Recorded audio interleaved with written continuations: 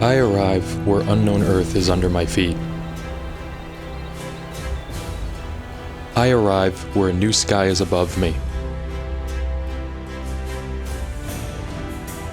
I arrive at this land, a resting place for me.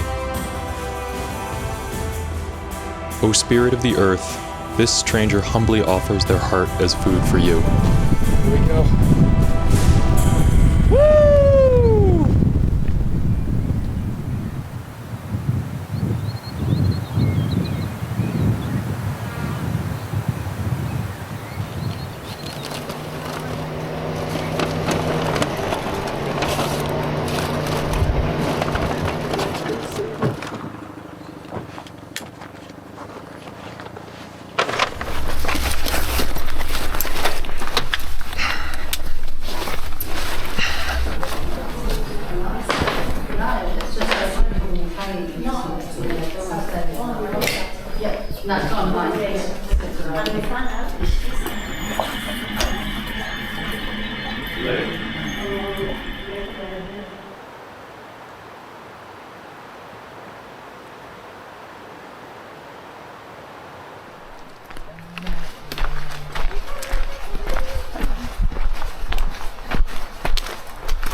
We're starting there. This?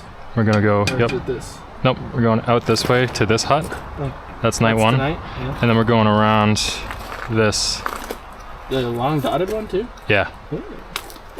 Yeah, that's the northern circuit. This is the around the mountain track. We're actually combining two routes.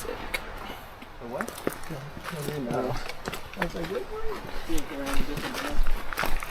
First steps, yay!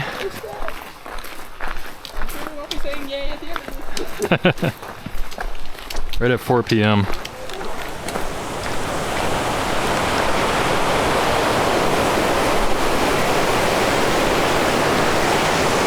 Whoa.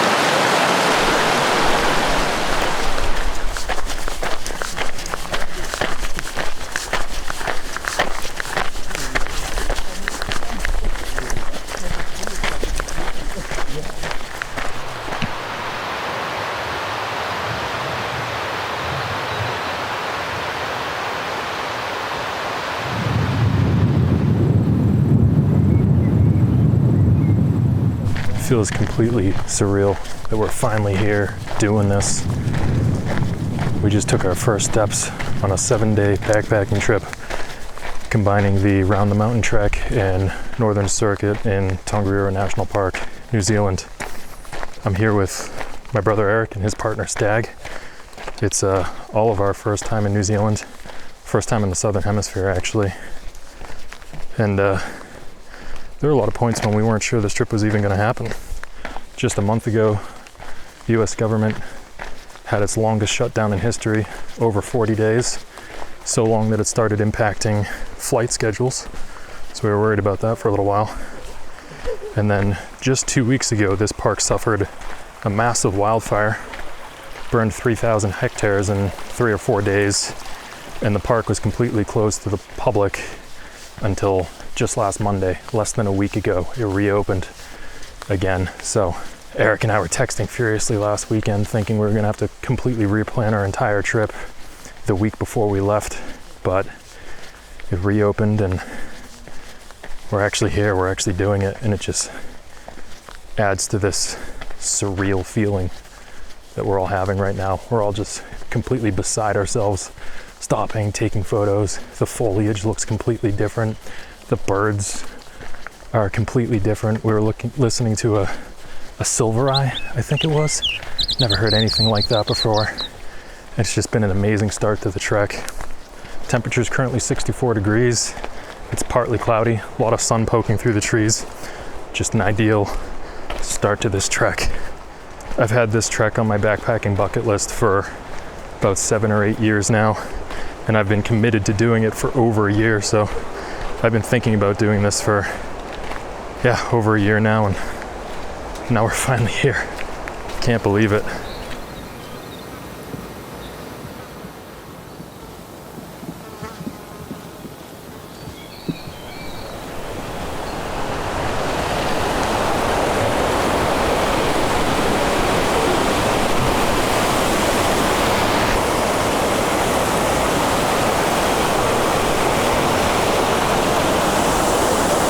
Water is so blue. Wow.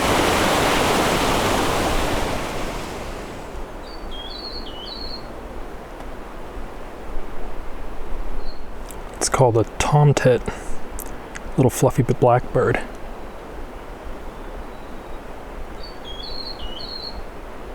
Cool.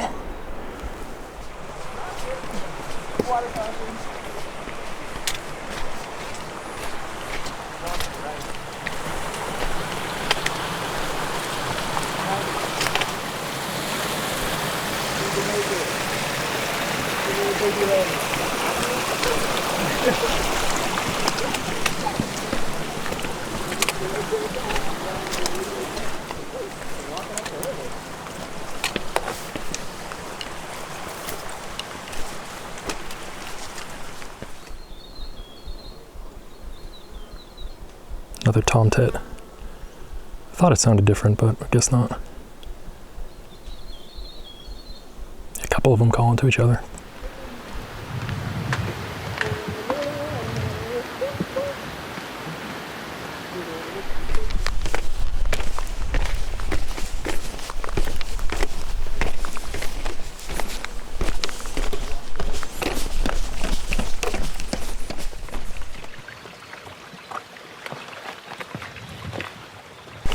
My mind is reeling right now. It's just last weekend I was hiking out to Unknown Pond in undeniably wintry conditions. Cold, snowy, windy, melting snow for water. And now I'm in this enchanted, lush green mossy forest. Mid-60s, sunny. Two completely different experiences just a week apart. It's yeah.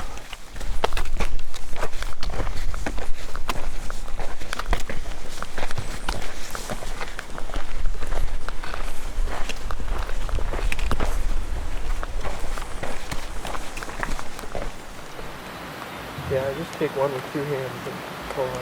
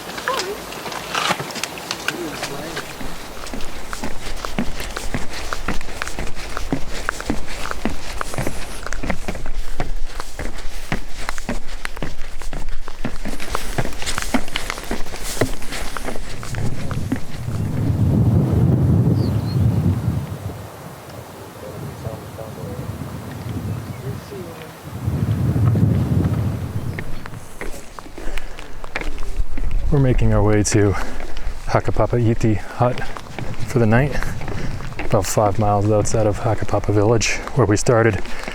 And we're about 60-70% of the way there now.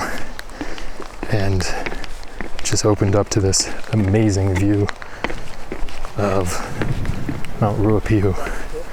which we'll be hiking around for the next 4 or 5 days. Spectacular spot.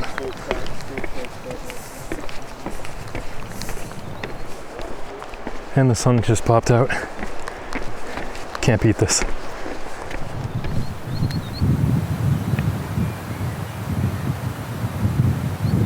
stars, because it's dark here. Yeah. That would be beautiful. It's been so long since we've been so.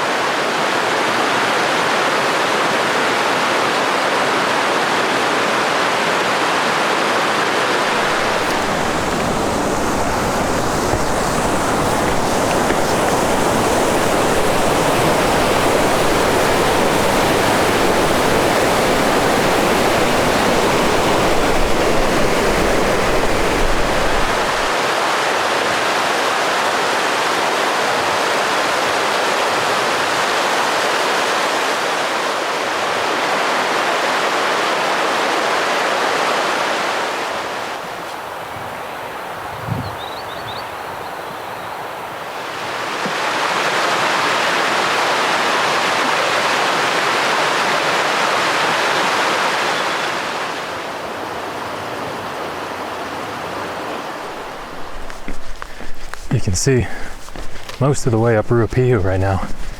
It's very cool.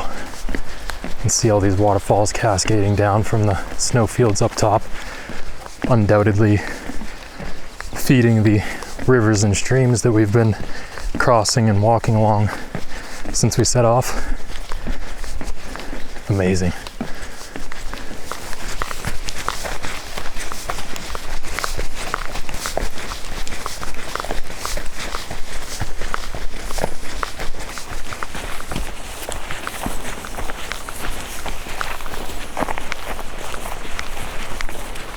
Little baby. Cool picture. Out here all by himself.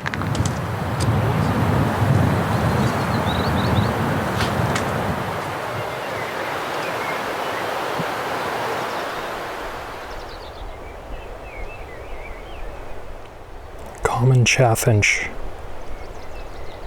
And I'm picking up a Eurasian blackbird too.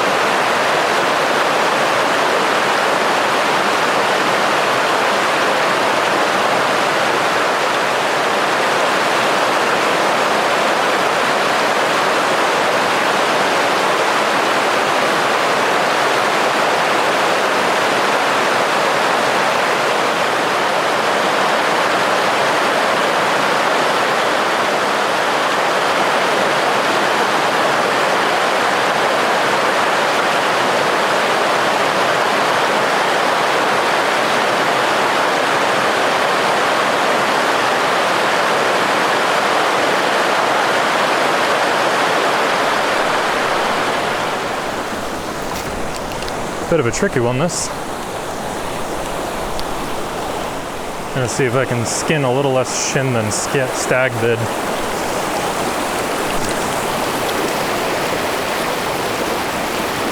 Hey, where that rock turns dark orange, that's the slippery shit. Okay.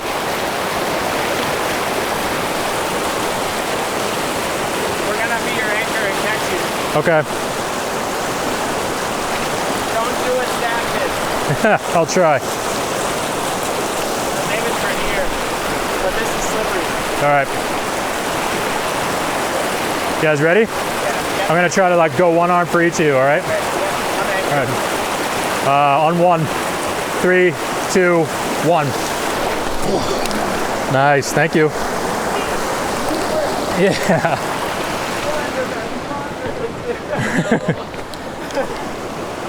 Done. Put a little curveball at the end there, huh? Yeah. I was like, that rock was hella slippery. It said, don't do it after heavy rains. I was like, I think it rained yesterday. Yeah.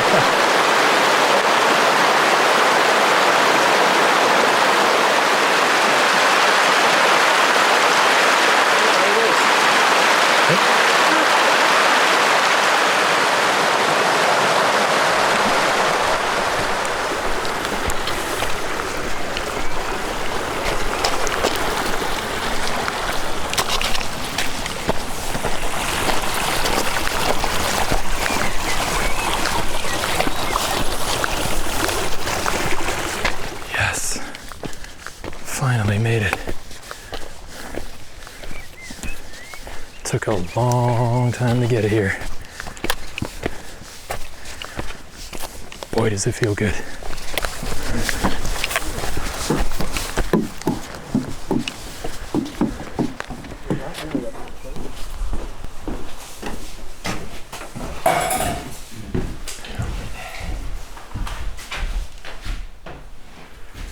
How you doing?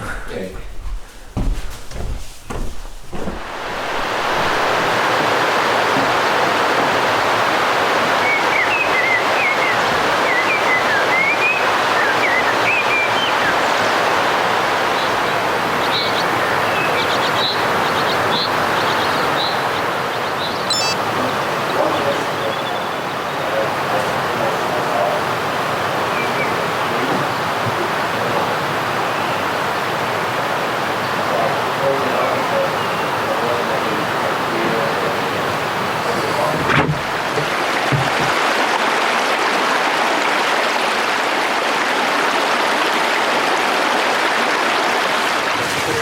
We're watching the movie.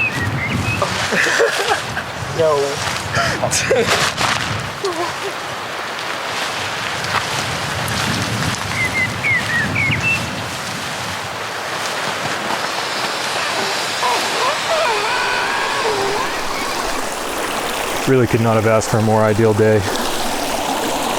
First laid eyes on New Zealand at about 6 o'clock local time, and got through baggage claim and customs just fine.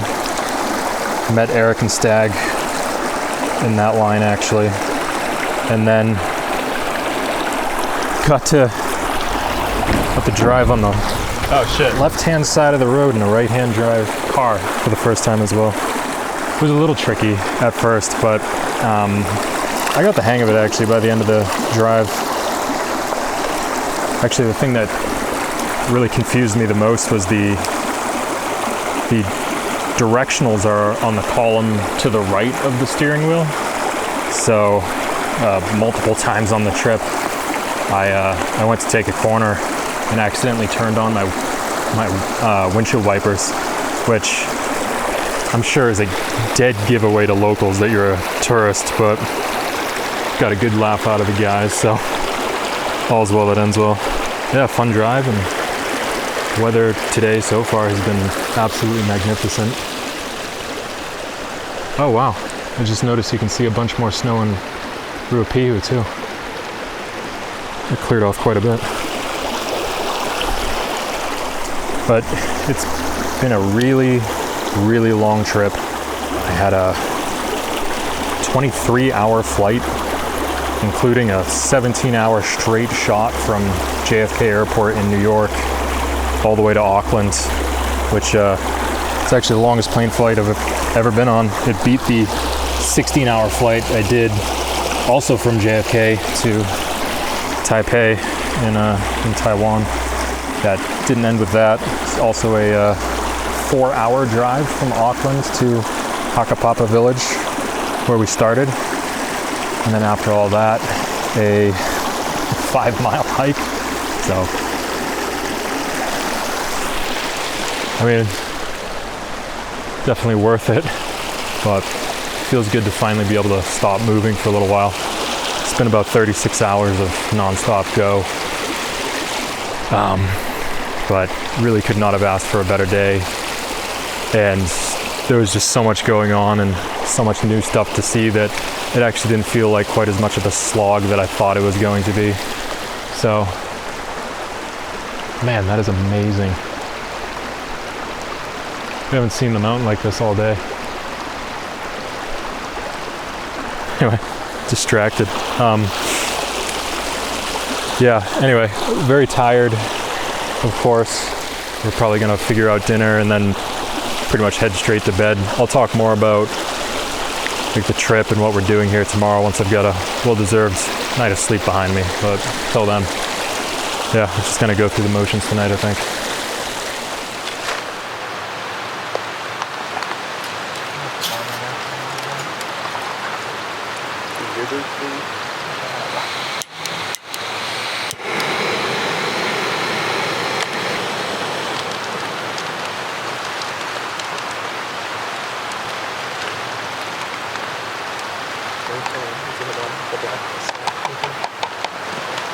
Last weekend I was using this to melt snow for water. Oh my goodness. A lot different this weekend.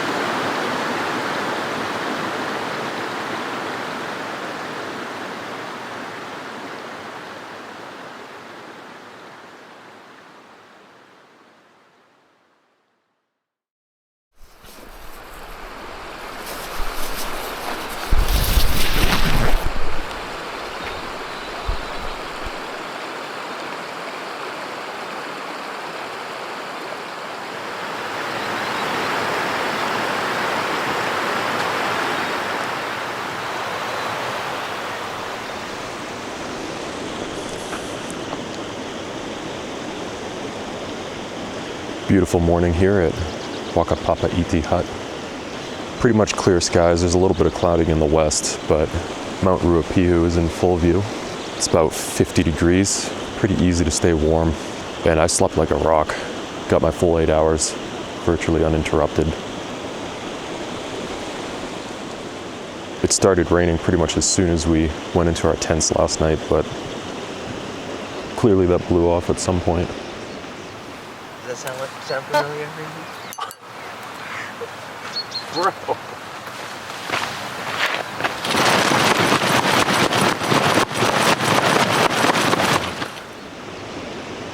Tents are still a little wet, but all in all, a very nice morning. I'll talk a little bit more about the trip logistics a little later today, but for today I know that we're headed off to the Mangaturuturu hut, which is going to require a crossing of the Mangaturuturu River, which can be a pretty major crossing if the water is high. We had a little bit of a challenge crossing the Wakapapa River yesterday, but it was still doable. It was just tough to find a good spot to rock hop across. But all of these rivers are feeding directly from the mountain, so I think if it's clear today, the water levels should drop pretty considerably by the time we get out there, even if they are high. And beyond that, I think we have something like 7.5 miles to go today, about 50% more than yesterday, but we have all day to do it rather than just cramming it all into the late afternoon, which is nice. But I do think there's closer to 2,000 feet of elevation gain. I think we only did about 700 or 800 yesterday, so a lot more climbing today. But yeah, looking like it's going to be a great day.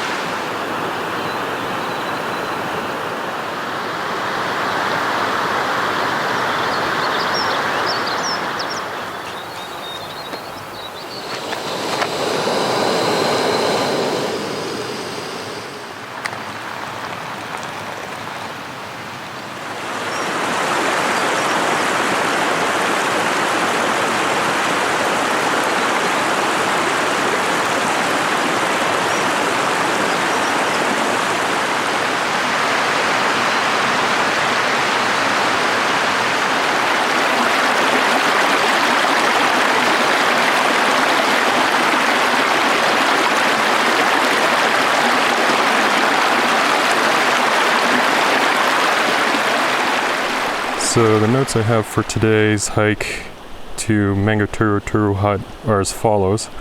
7.4 miles, 2,046 feet of elevation gain, several undulations, 5 distinct high points before dropping significant elevation from 5,000 feet to 4,000 feet just before Mangaturu Hut. So it sounds like a lot of up and down today.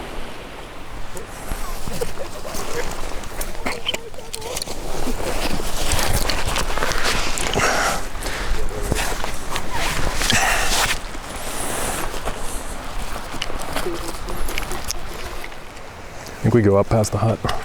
Yeah.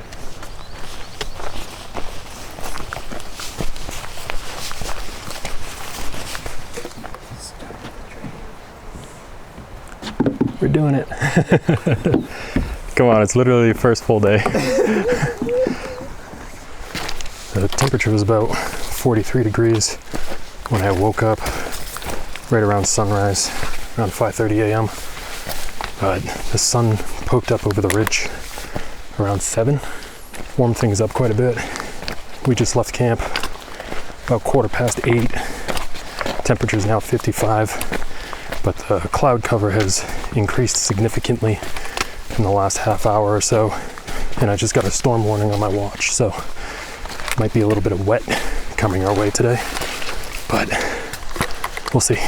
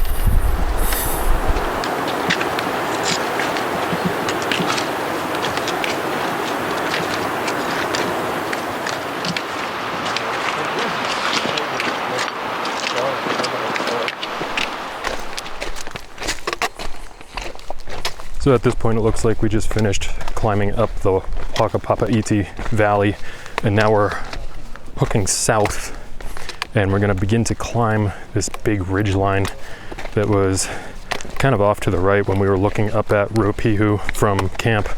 That'll take us up to an elevation of about 5,000 feet, and then we'll drop down to the other side as we head toward Mangaturu Hut.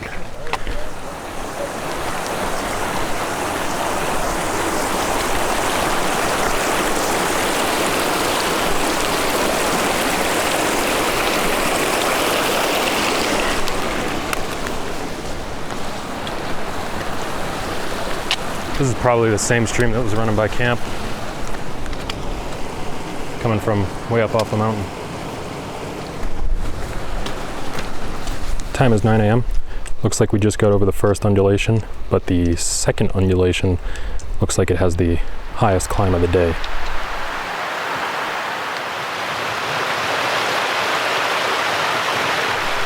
Pretty sure we got to get up over that big ridge in front of us. That's probably the next climb.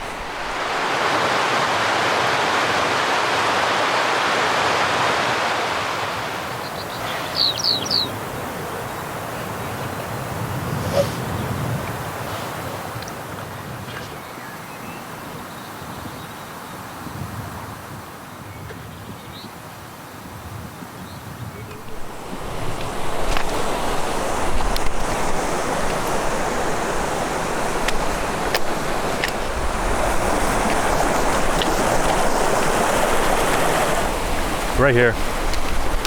This will work right here. That's what I was looking at. All right, But let's, that black one looks slippery. I think if you're careful, it'll be all right.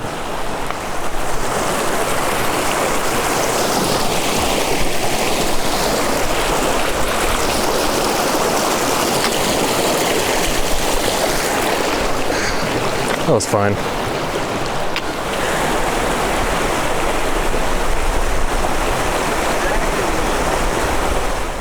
Yeah, just plant your poles before you go and you're fine. Or don't. I felt safer on the second one. Yeah. The back one in the middle was easier.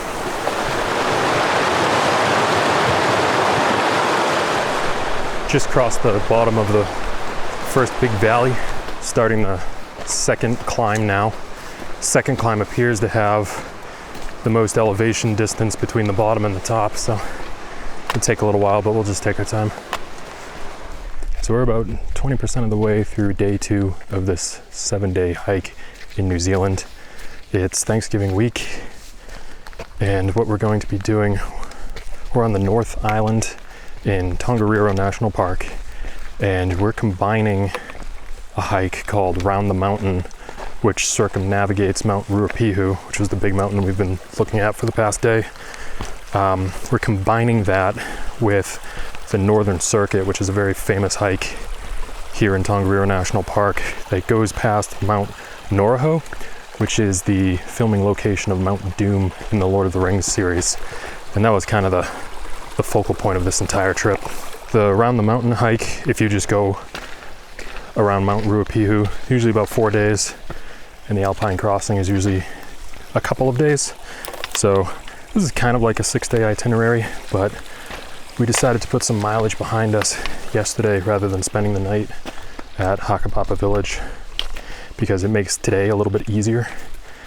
Today would have been like 12, 13 miles, but since we got about 5 miles out of the way yesterday, now today's only about 7 or 8 miles, which is a lot more doable.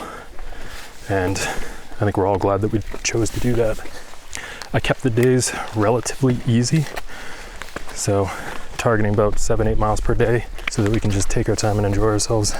We do have one big day, which will be day 6, actually, when we go by Mount Ruapehu, because the Otariri hut is closed. My original plan was to go from Rangipo hut on the eastern side of this mountain to Otariri, which would have cut days 5 and 6 a little more evenly, but because that hut is closed, we have to go all the way around to the other hut. I can't remember exactly what it's called right now. Magatapopo maybe.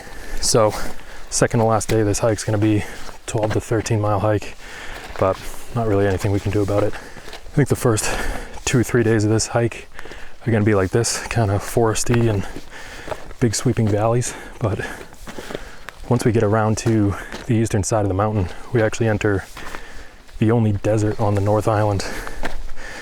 So the scenery is going to be quite a bit different over there. And then on the last 2 days of the hike, when we're doing the Alpine crossing, it will be, unsurprisingly, more like an alpine environment. So the way I see it, 3 major regions split evenly, roughly 2 days each. Should be a pretty amazing trip. Has been so far.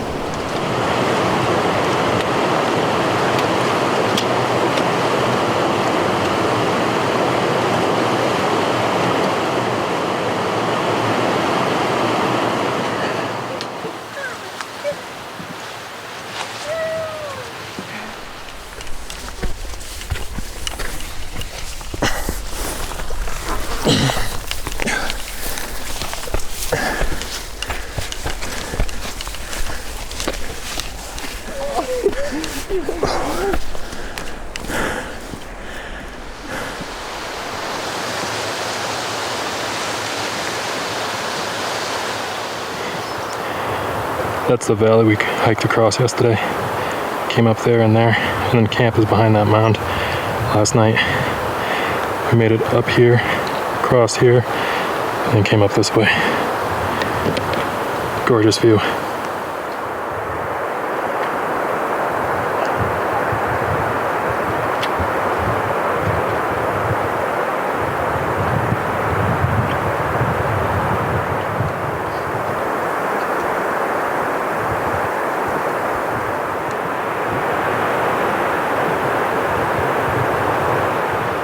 Looks like climb number 2 is going to take us up and over this ridge above us. We're about 2/3 of the way there at this point.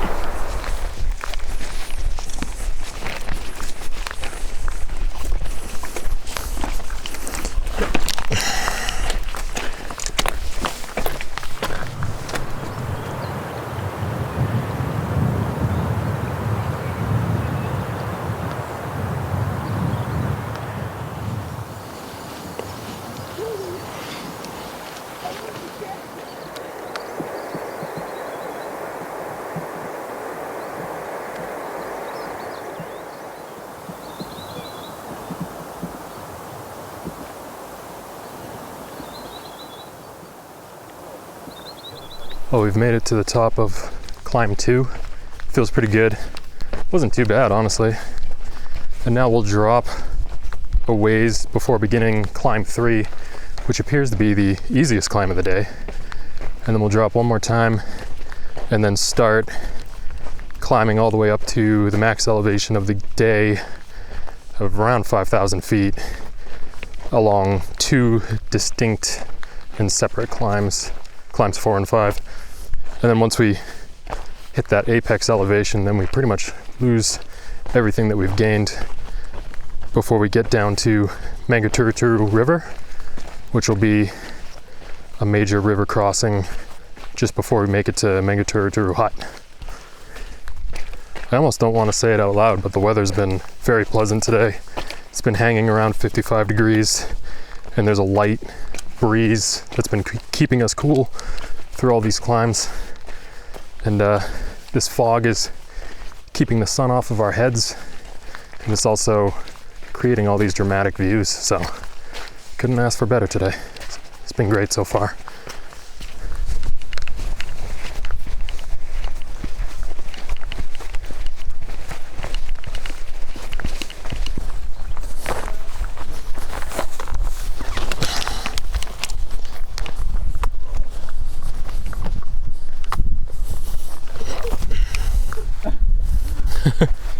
So try not to do it arrogant. Usually good advice.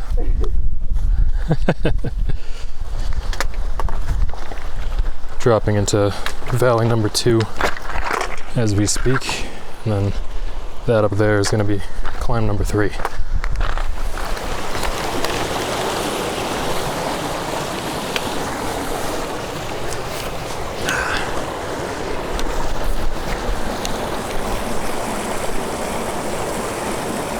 Here's valley 2. Time to go back up again.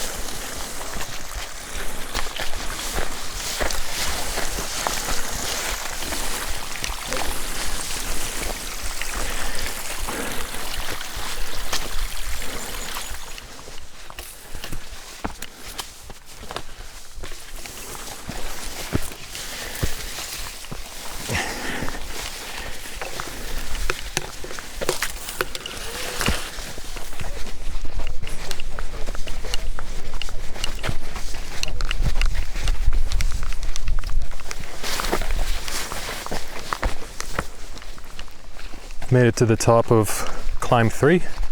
Once we get down to the bottom of the next valley, we'll be about halfway done with today's mileage.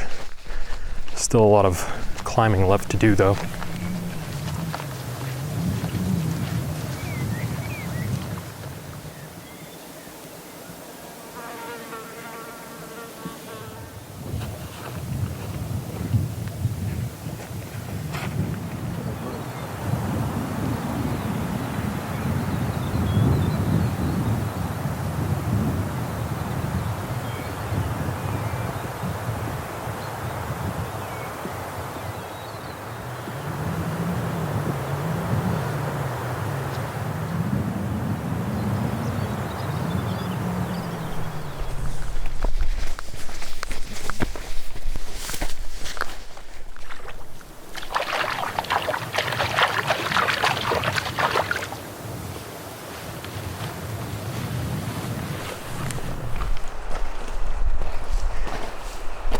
heading down into Valley 3 right now, and heading right back up the other side.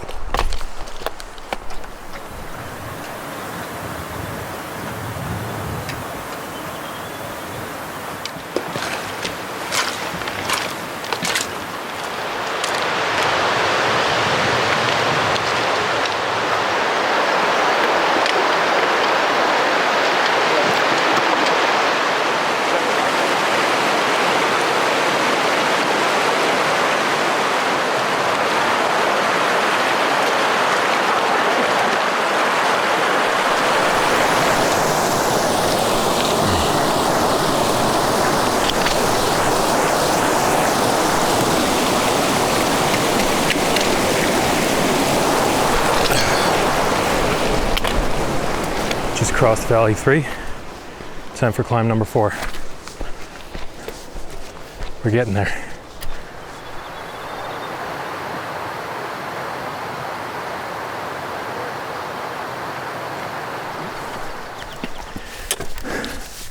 Starting climb 4.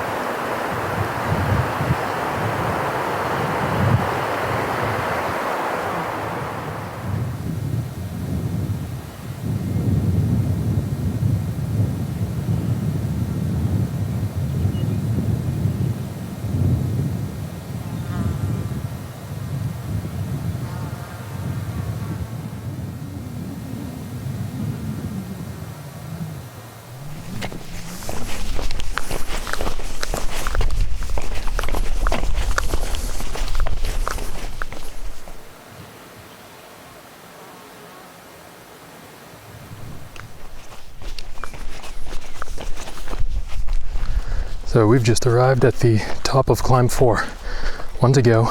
Still feeling pretty good too. And I gotta imagine it'll be over that ridge up there. Once we get over that ridge, we're pretty much done. Minus a river crossing.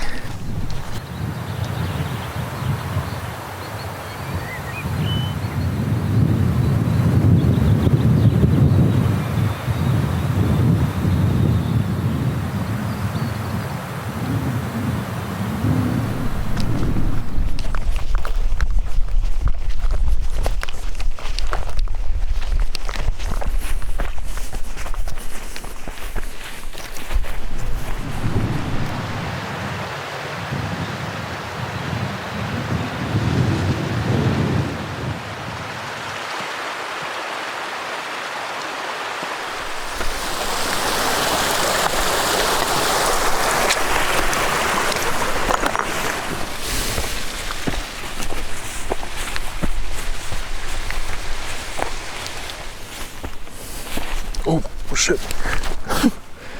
Slippery.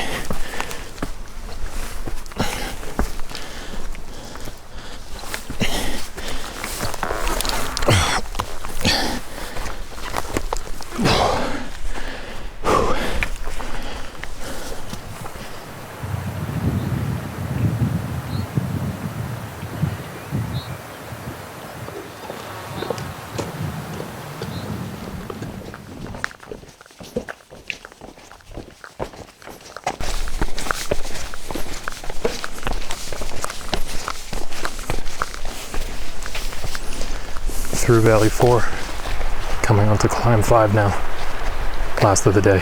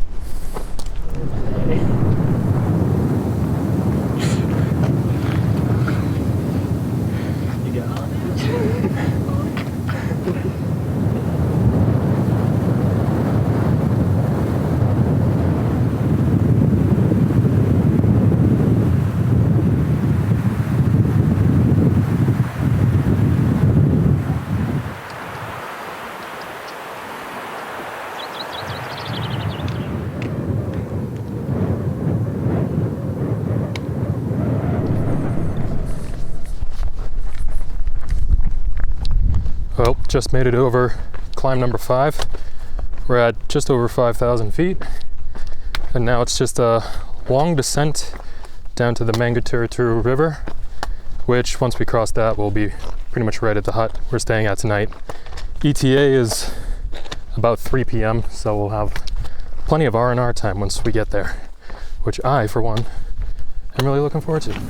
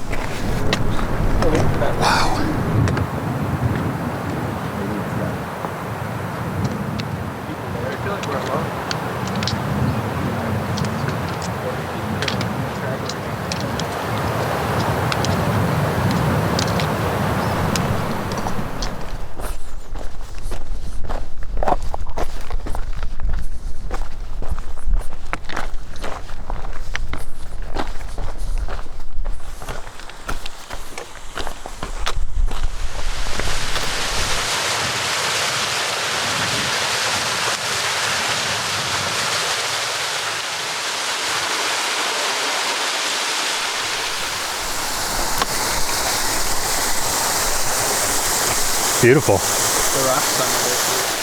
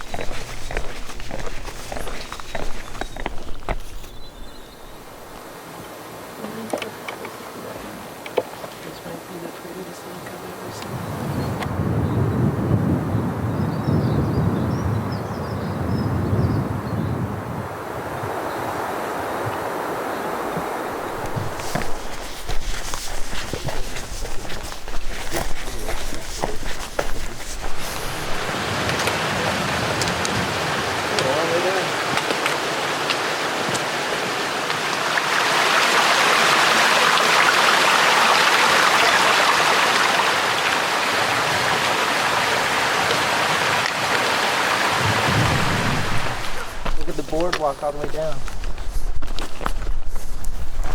Whoa. That's wild, huh?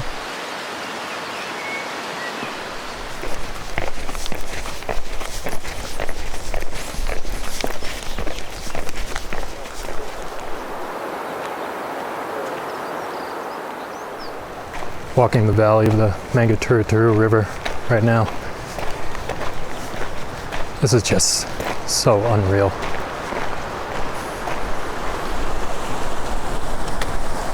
I think I see a spot to cross here. I'll give it a shot. Eric just went quite a ways upriver and didn't find anything, so.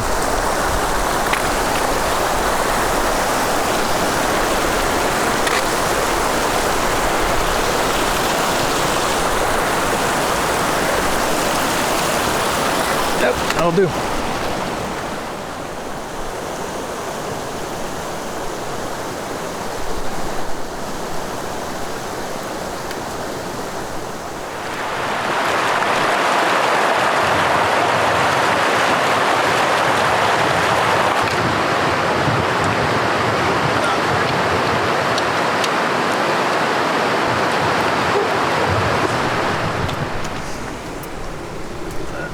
Thank you.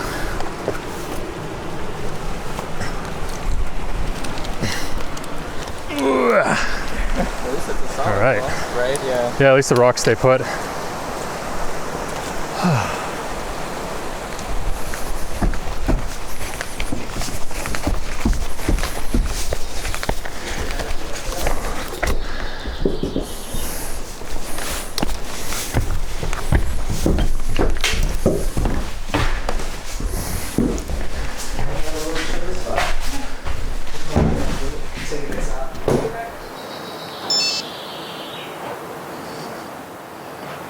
.21 miles, 2,500 feet, 7 hours, 40 minutes. Whew, long day.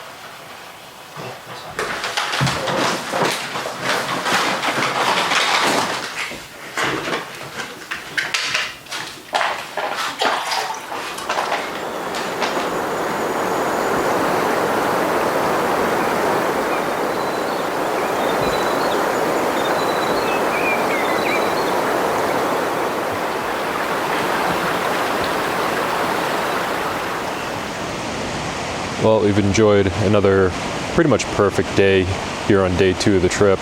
Managed to stay dry all day. I was pretty much certain in the morning that we were going to get hit by rain at some point during the day with all the cloud fronts rolling in, but it never happens. Ironically, we did get a fair amount of rain, but it was right after we got to the cabin, so we were just eating dinner and staying comfortable inside and watching it from through the windows. But that's blown through now, and now we have pretty much crystal clear skies, incredible views here in the Mangaturu River Valley. And these cliffs are really just absolutely astonishing. And I'm looking at a pretty nice sunset right now as well, so really nice end of the day here. Like yesterday, we took our time today. We left a little bit after 8 a.m. We got to this cabin. The cabin's actually just like right in the woods from the river here, so once you cross the river, you're basically there. But we got here right at 4 p.m. It's 8:15 now. Today was surprisingly tiring for an 8-mile day. I think the constant up and down really wore us out. Tomorrow's going to be pretty similar to today in terms of distance. Actually, it'll be about a mile further, but similar elevation gain. But the profile is going to be a lot different because tomorrow we basically start climbing right away, and the climb right out of the hut gains about 1,000 feet. So roughly half of the elevation gain that we're doing tomorrow happens, I think, within the first couple of miles. And my theory is that that will actually be a little easier overall because you get all the climbing done in one go rather than the 5 separate climbs that we did today. Yeah, all's well here on day 2. We're having a great time.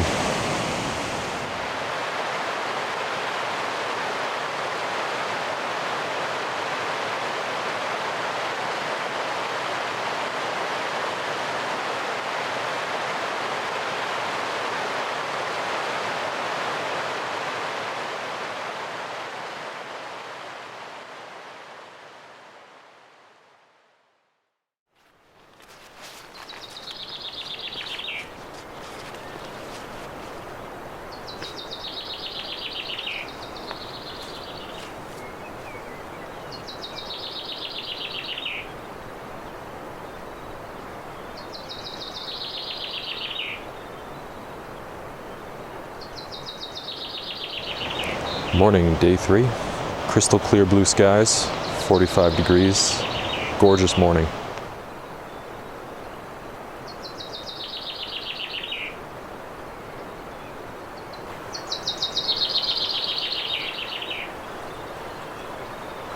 Nice clear views of Ruapehu from the hut, although we learned yesterday that the morning weather isn't a good indicator for the rest of the day.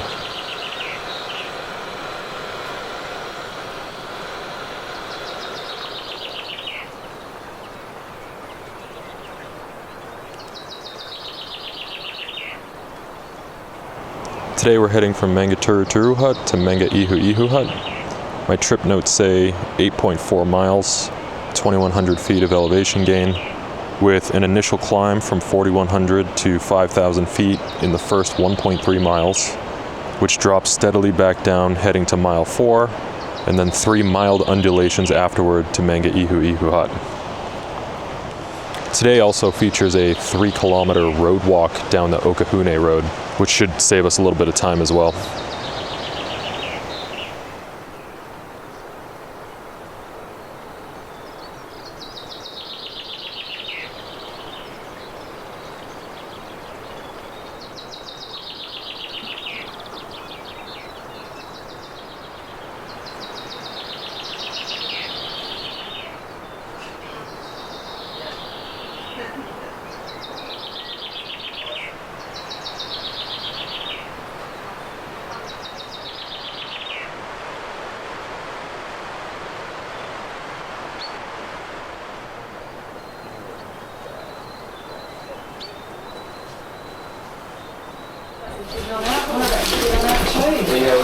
You got your sunblock on so that you burn?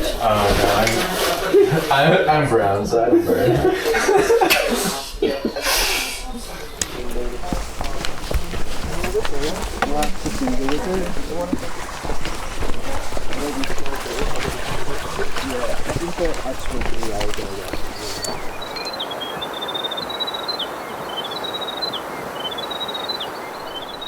Started at 8:15 again this morning.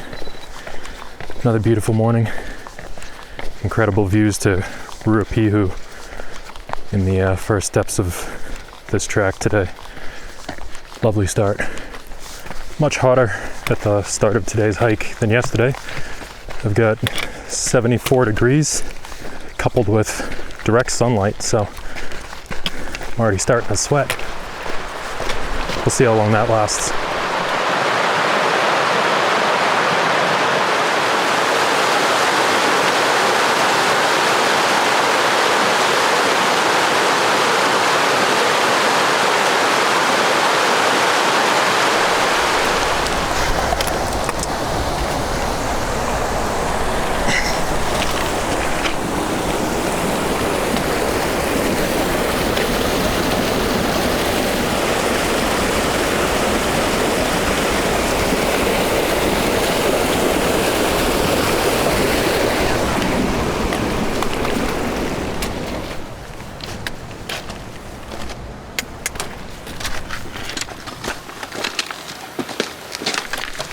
So we're starting the big climb of the day right out of the gate here. At one point we're going to go by a feature called the Cascades. It's supposed to be very beautiful, but there are a lot of warnings about doing it when it's wet. Fortunately, it doesn't look like we're going to have to worry about that.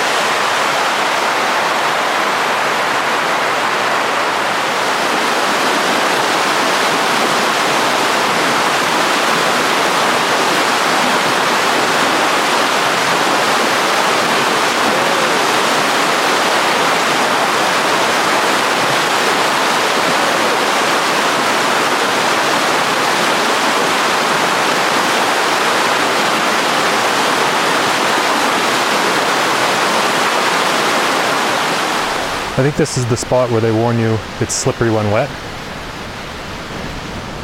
No issues for us here today.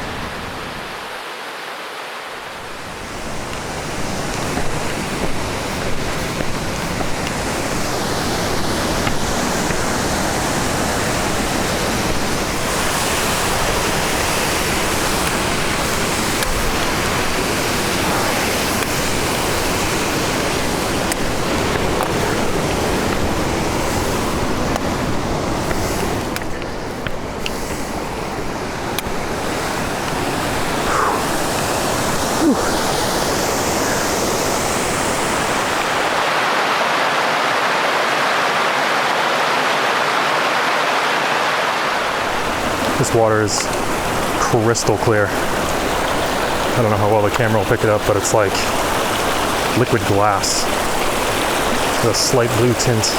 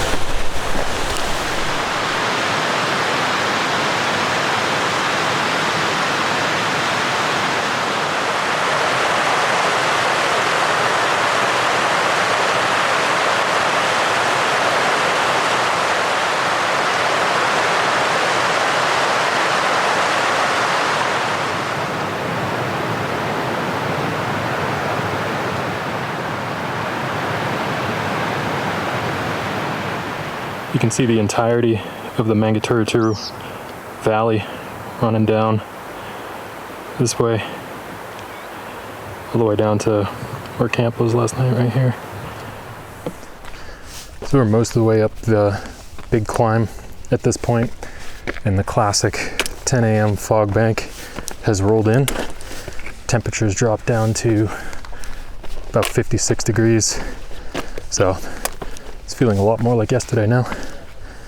Not really complaining. This is a little bit more pleasant for climbing. Track notes in the cabin said something about traversing a prominent ridge before getting to Okahune Road. So I think that's what's next. So it looks like we made it over the big climb for the day, which means we should be sitting at about 5,000 feet. And yeah, I got 50:37 on my watch. So we're gonna head over to that road over there, and then we're gonna pretty much lose all the elevation that we gained on the road. So that's what's next.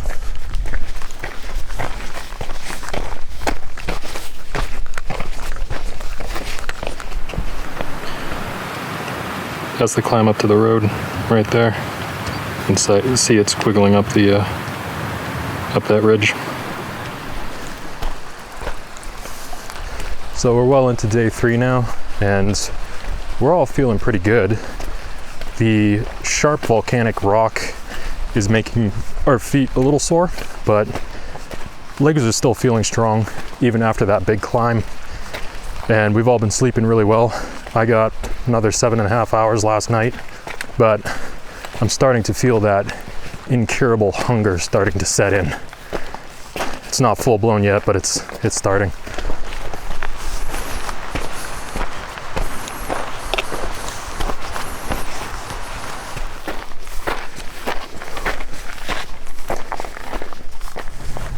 You guys hanging in there? Yeah, I feel way better today. When we first started out on the boardwalk out of the cabin, I was like, oh no. Yeah, I feel like I've been starting with sore legs, but then they warm up and feel fine afterward. Once we got into like the second half of the waterfall climb, like after we wet our hair, I was like, okay, this is good. Yeah. Oh, it's hot. Pretty chilly. It's 2797 meters. Yeah, total.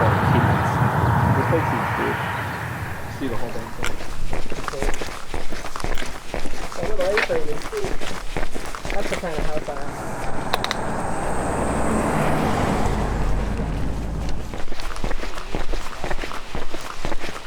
Oh, in the last minute, it's okay. You can have something good.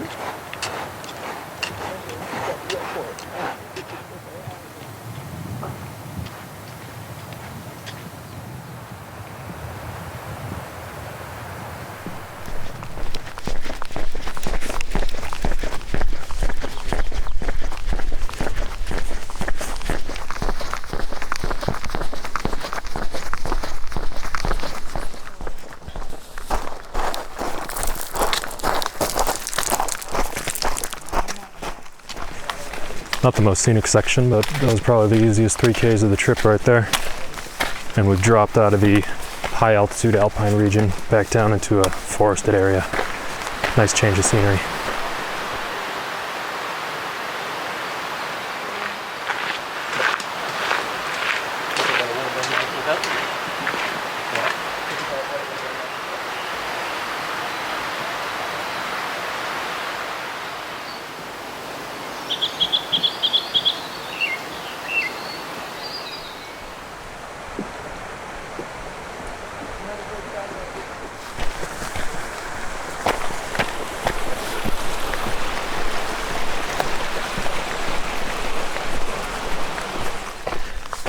Smooth graded track down here. That's nice. This appears to be the first of 3 minor undulations that we now have to cross before we get to Mount Hut. Nothing like the climbs we did yesterday, just I think 200-300 feet each, something like that. I'm probably close to the top of the first one already.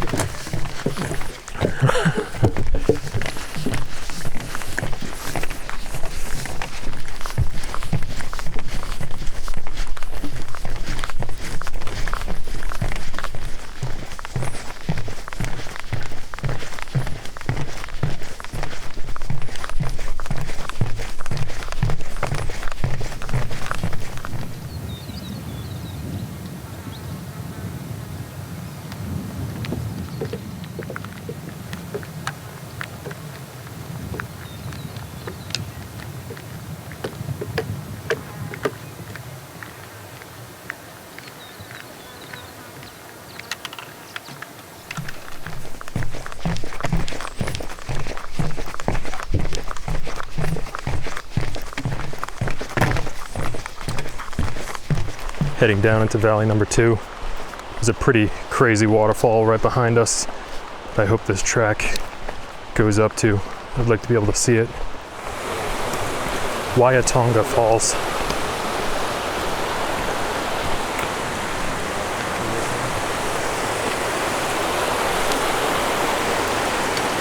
Wow, huh?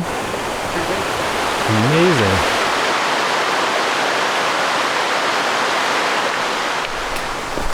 Eric says there's a better view on the other side.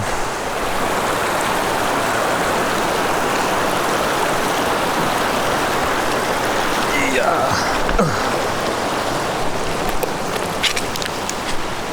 Oh yeah.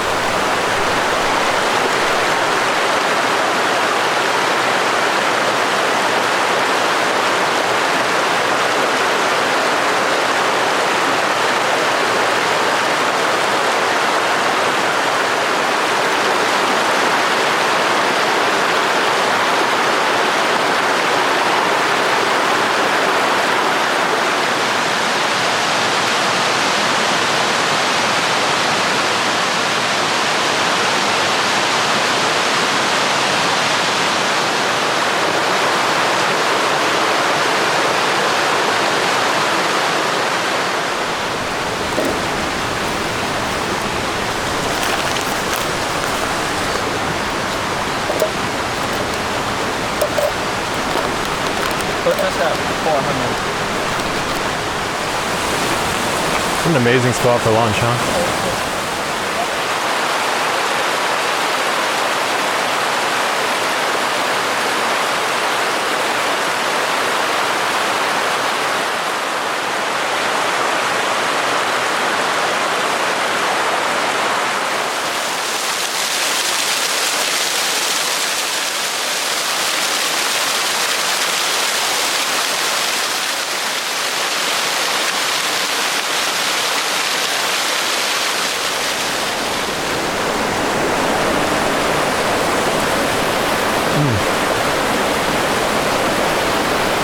I've never had backpacking food this good.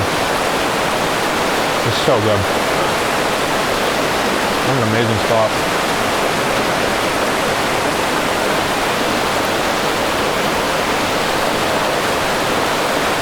Yeah, that's really good too.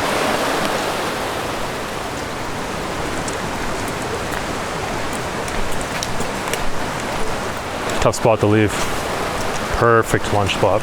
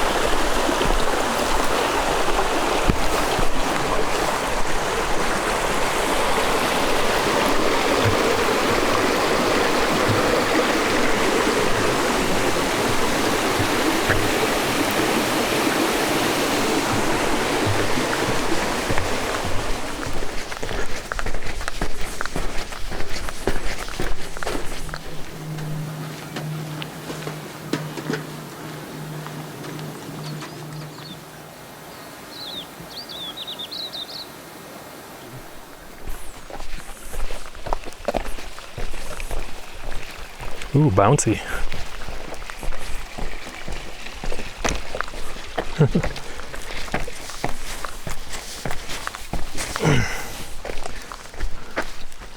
That's fun. That's fun.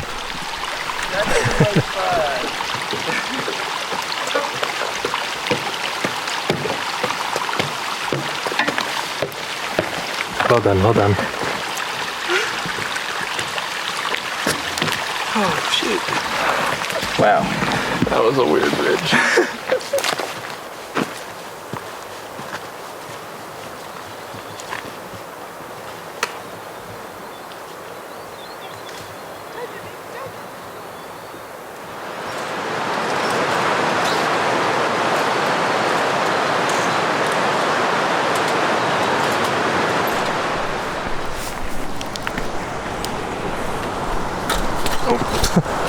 Almost tripped right away. Ooh.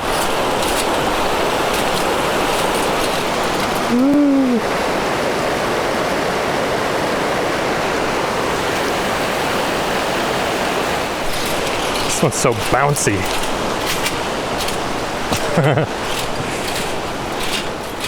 Oh, jeez.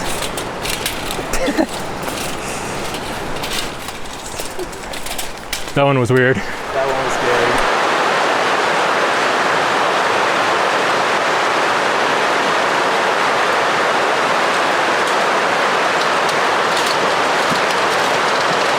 That was a little spookier, huh? I forgot to look at the view because I was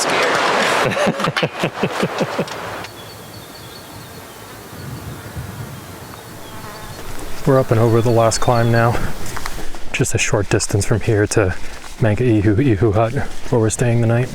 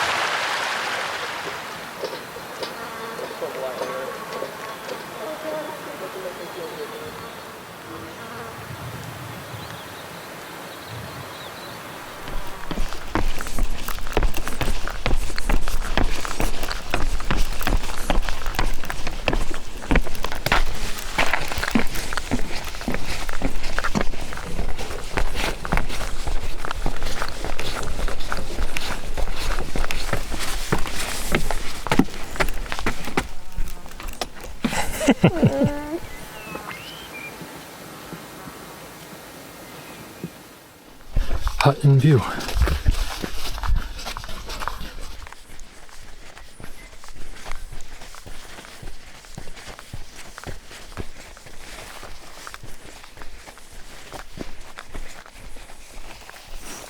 Are ya?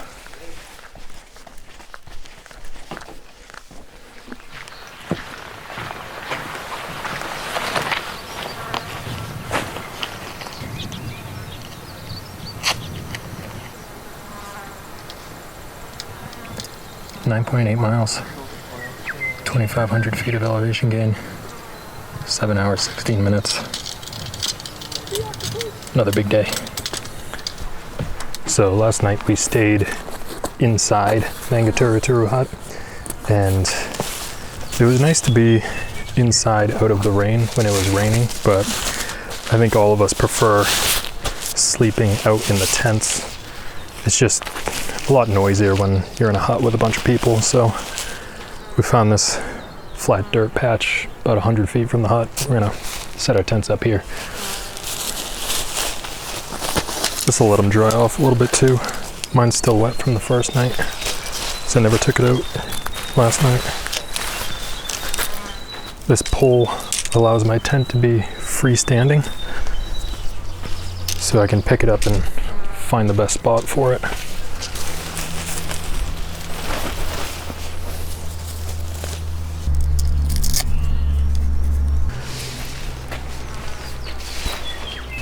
That might work just like that, but when Eric and Stag get their tent up, then we can play Tetris a little bit. There. Nice. Gorgeous view here. One of the best so far, I'd say.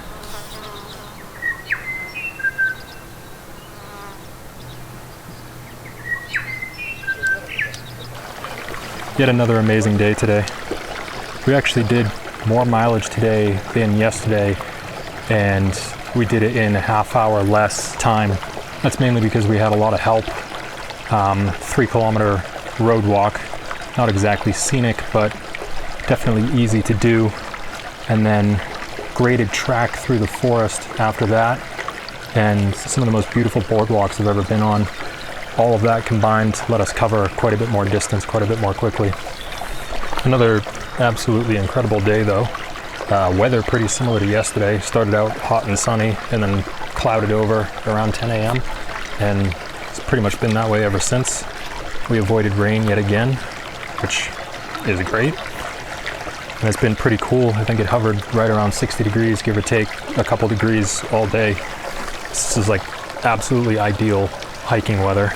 And when I looked at the elevation map for today, I was looking at that big climb and I was thinking, oh man, 1,000 feet right from the get-go, that's going to be rough.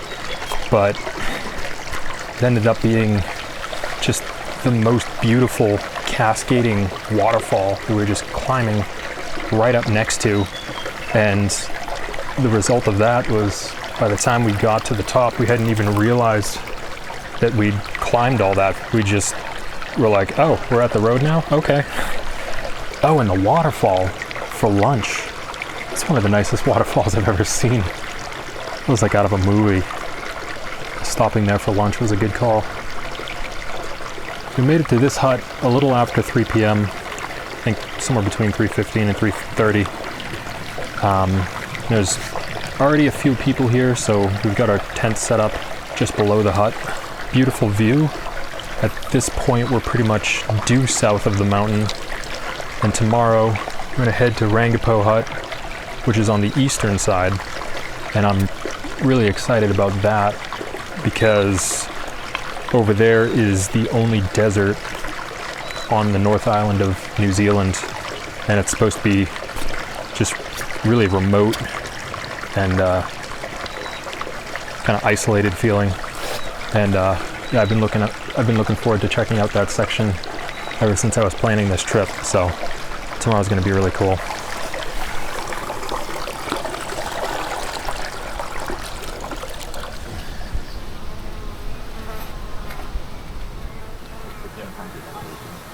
Rangipo's at 5,000 feet. Yeah, we're approximately 900 feet right now. I fucking think I know where we are. 1,600 feet means nothing. Your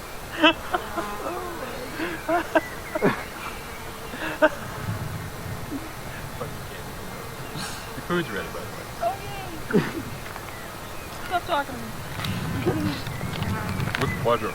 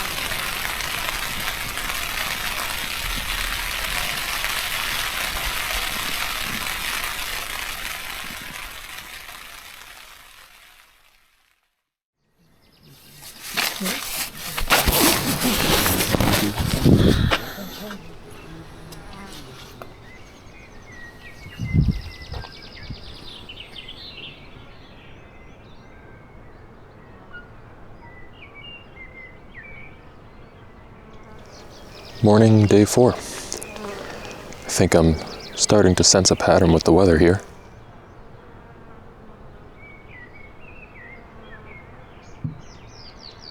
Temperature's 47 degrees. Didn't get up quite as early today, so it's about 6:30 now.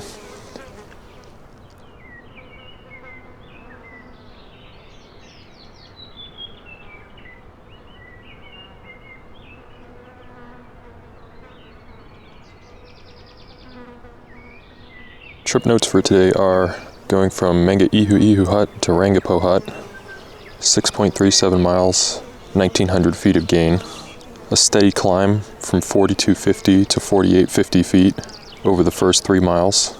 A significant 500-foot W undulation to mile 5, then climbing to 5,100 feet before reaching Rangipo Hut. So it sounds like today, in spite of the shorter mileage, there's almost just as much climbing as the past couple of days, and it sounds like we have some big undulations to contend with again, so will probably be a deceptively challenging day.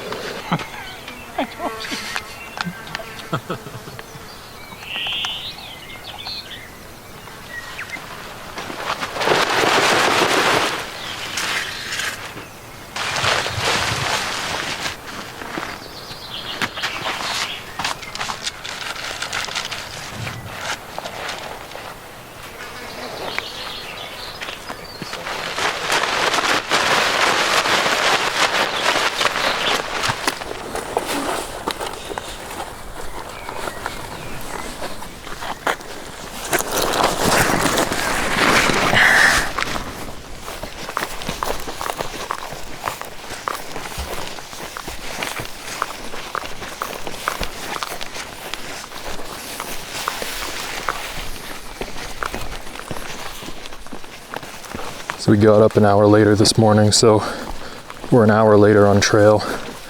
It's 9:15 now. At least we're consistent in that sense. Temperatures climbed up to 76 degrees. Looks like another beautiful morning for hiking.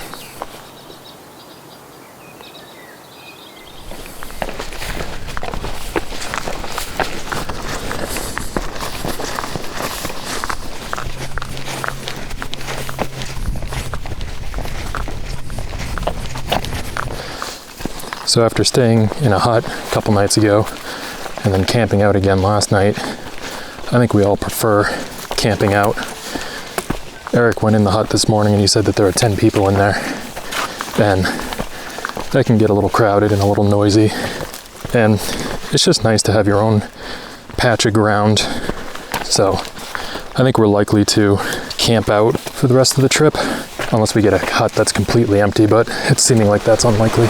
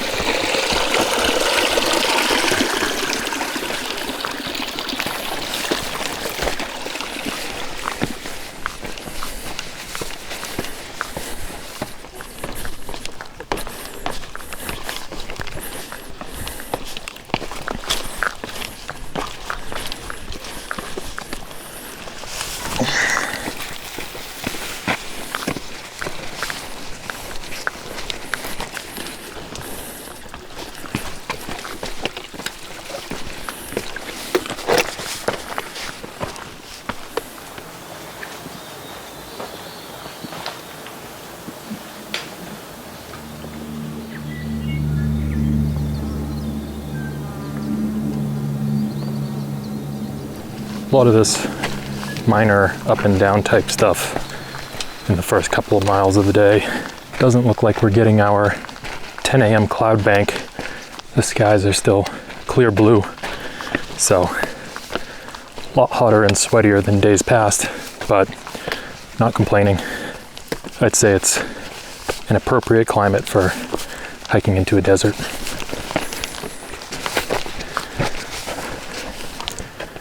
Some interesting lines in the sand down there. Pretty cool.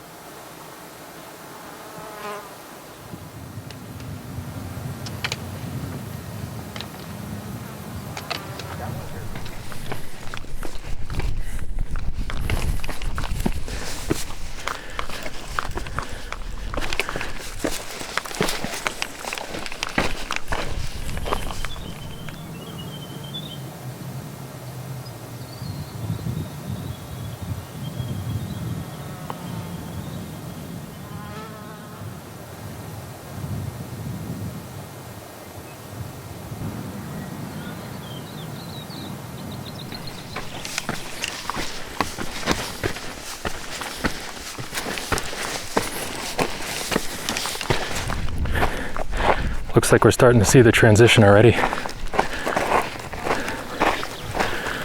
Just in a couple miles.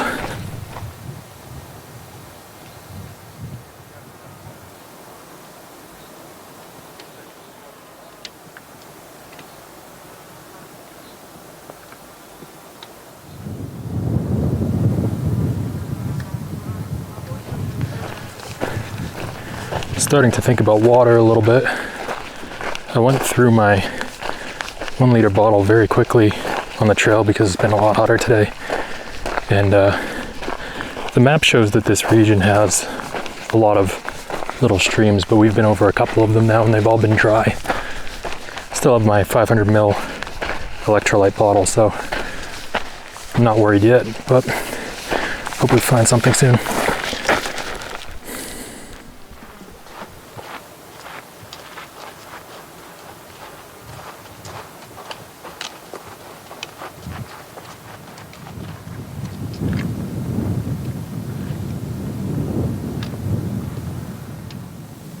Another dry creek bed here. Sometimes there's water coming down these, but not today. Good news, everyone. There is water in that creek bed down there. You can see it from here.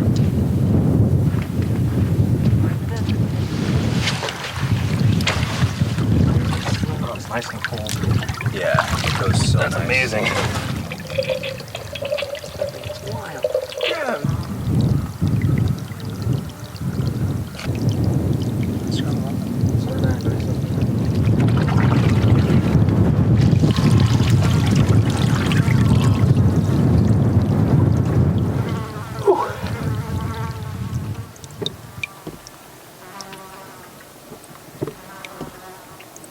Way to go. Down where he wants it. Well, wasn't that a treat? Who would have thought that a small pool of water could make you so happy? Good example of the enhanced highs and lows of backpacking. I stocked up, I'm carrying 3 liters now. 1 filtered in my water bottle and 2 unfiltered in the bladder, plus the 500 milliliter electrolyte bottle, so should be good.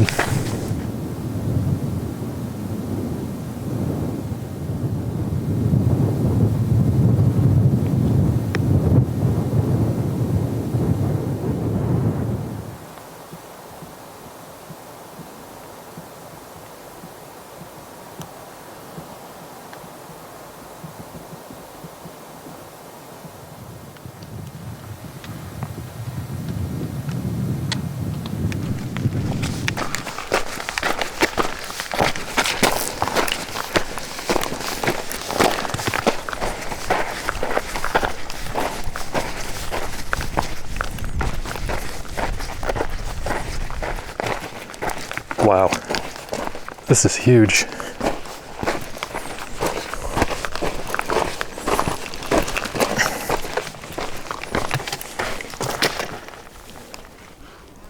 Damn.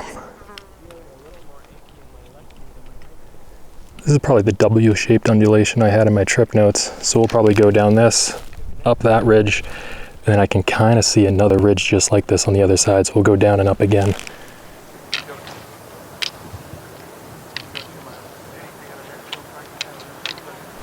We just heard an absolutely massive bang. Never heard anything like it before. It was so loud. It sounded like it came from in front of us. Doesn't make any sense. It didn't sound at all like thunder. It sounded like an explosion.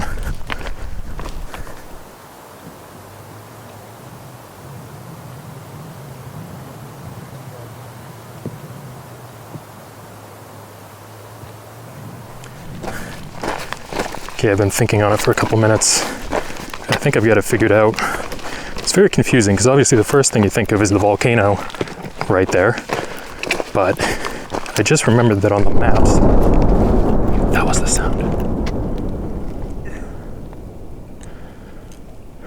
Whew. Anyway, I just remembered that on our maps, there's an army testing area in the desert that we're hiking toward. There must be blowing up ordnance over there. Whew. I feel a lot better now.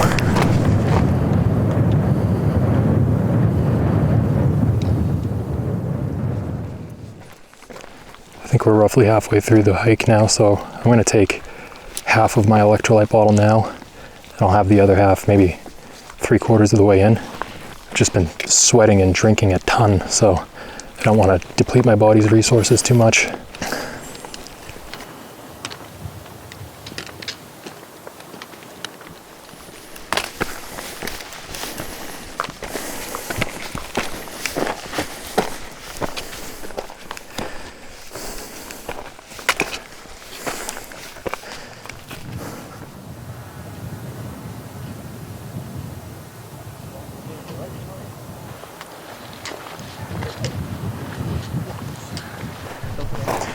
Eric and Stag are making a big commotion about the view up ahead, so I think we got something cool coming up.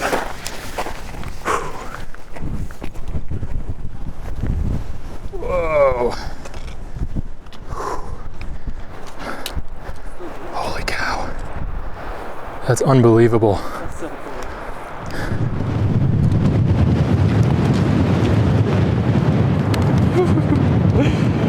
Whoa!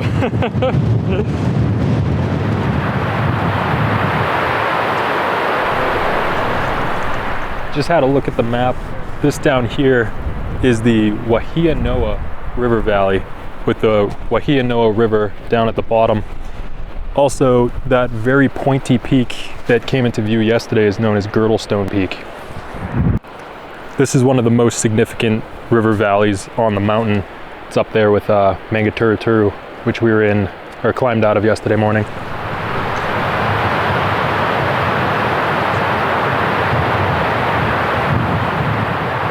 can see our bridge way down there. We gotta get to that. And then go up the other side. Seems like a good time to stop for lunch.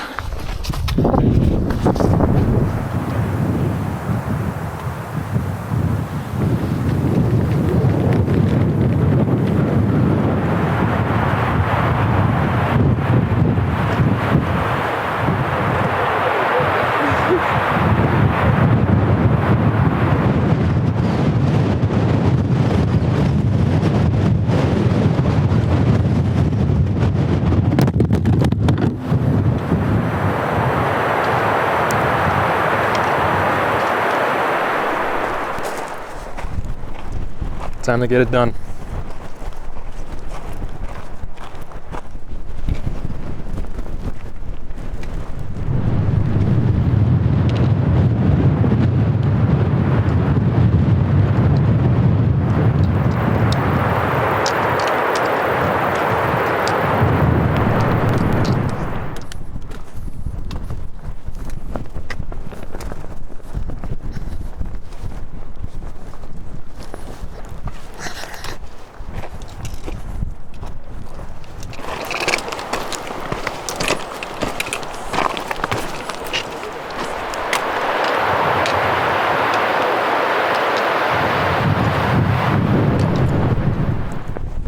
So we've made it to the bottom of the Waihianoa River Valley. Didn't take too long, maybe 20 minutes. But we're about to cross the bridge and then we get to go all the way back up the other side. And honestly, from down here, it's pretty daunting.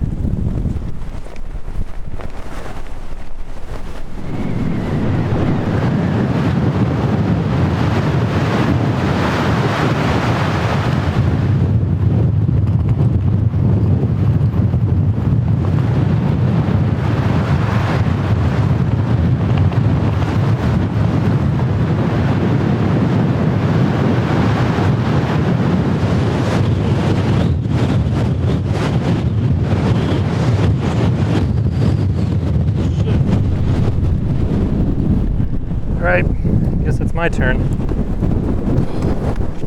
Wouldn't be so bad if it wasn't for the wind. It's crazy down here. This one's a lot easier to cross than the ones we were doing yesterday. What a beautiful river.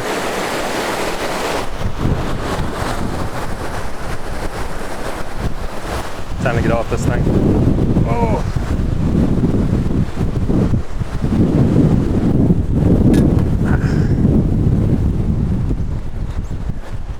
Hey! I whipped on that bridge. I know. I got pinned against the wall and I couldn't move. I was like, wait! Crazy. Wow. What a neat experience.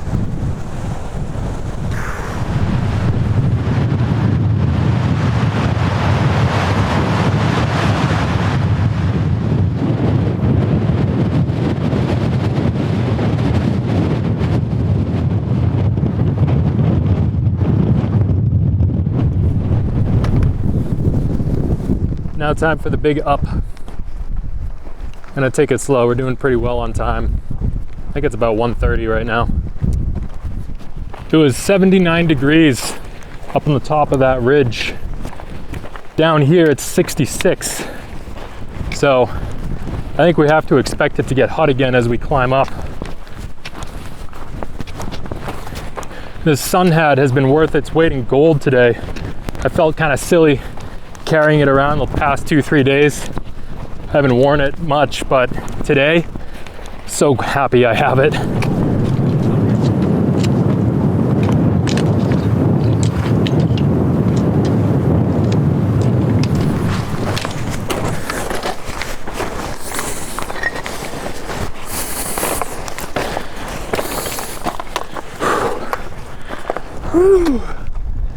Having a harder time stabilizing from the wind than I am going up this mountain.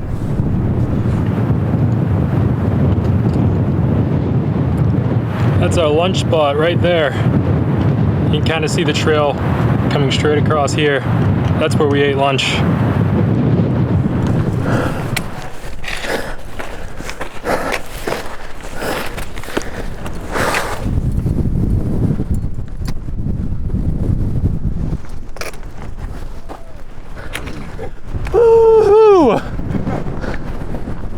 Oh, That's, made it. it's like a waterfall with a kid.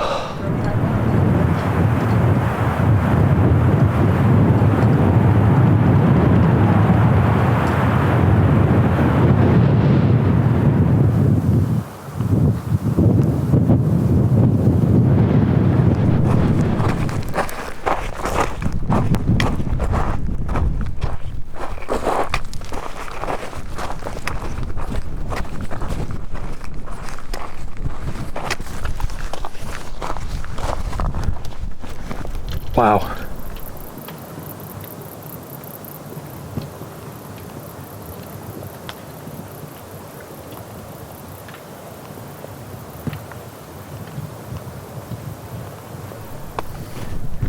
Never hiked through anything like this before. My mind is spinning trying to search for a comparison, but I can't think of one. I was really looking forward to this portion of the route because I knew that it would be really unique, and it has really lived up to expectations. This has been so cool so far. I think I spotted the warning sign for the Army testing zone. Large orange sign down there.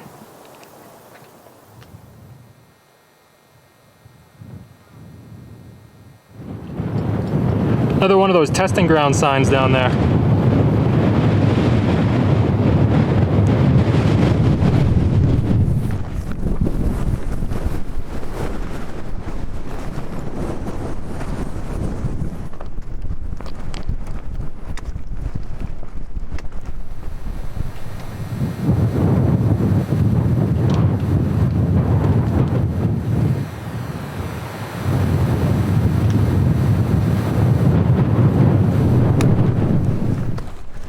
Dark, spooky clouds, just in time for camp. I think I'm feeling raindrops too.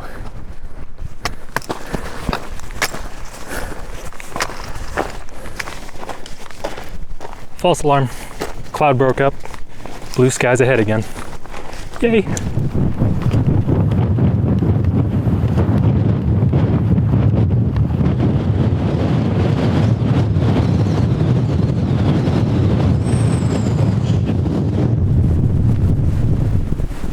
Having to lean against the wind.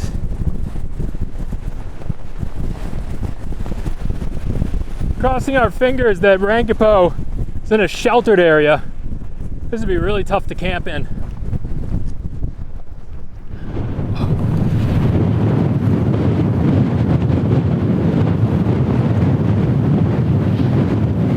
Eric and Stagg are cheering over there. I guess the hut's right on the other side of this mound right here.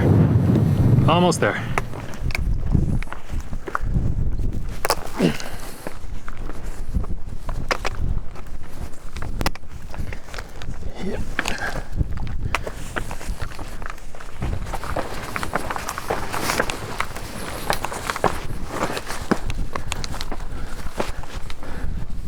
There she is.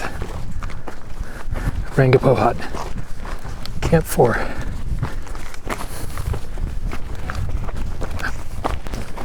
Gosh, another one. Hello. Hello. The straggler. Made it. Whew, made it. Day 4 finished.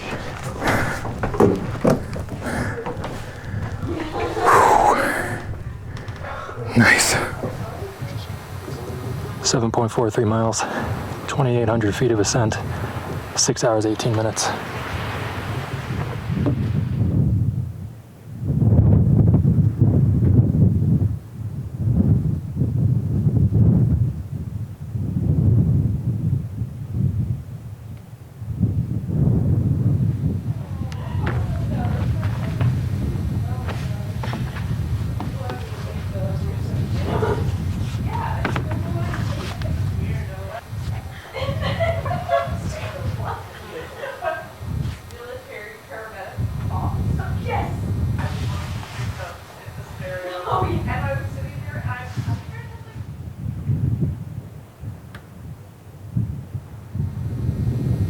Bit of a rainbow down there.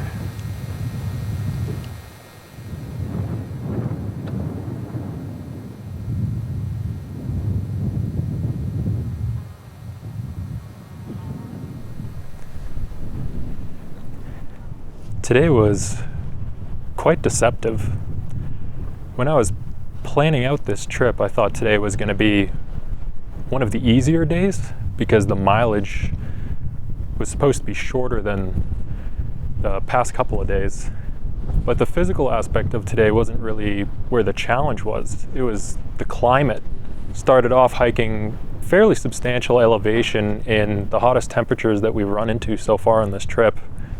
Ended up in that stereotypical desert situation of wondering if you have enough water and finding dry creek beds. And, you know, in my head, I was just laughing at myself like, this is just so silly. How do I not have any water in the desert? That ended up working out, but then after all of that, traversing the absolutely massive Waihianoa River Valley, and then just getting absolutely hammered by the wind for the last 2 or 3 miles of the hike. So yeah, it was a surprisingly challenging day, but the good news is that this hut, I mean, this view is absolutely incredible. I've been looking forward to this view for the entire trip, and it has absolutely lived up to expectations. So in spite of what I said this morning about sleeping in huts, Eric Stagg and I have decided to stay in this one. There's actually plenty of room inside, and it'll keep us out of the wind. As soon as you go out from around the front of the hut, all the wind that we were facing at the end of the hike just hits you right in the face, so it'll be nice to stay indoors tonight.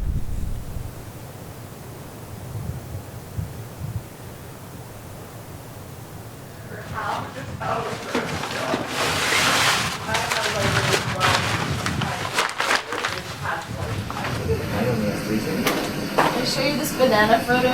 It's from, I don't know how old that is. That's really cool. But I found it in the antique store. That's so awesome. Right? Oh, your water's boiling my nose. Okay. I was trying to find. Yeah, I'm just.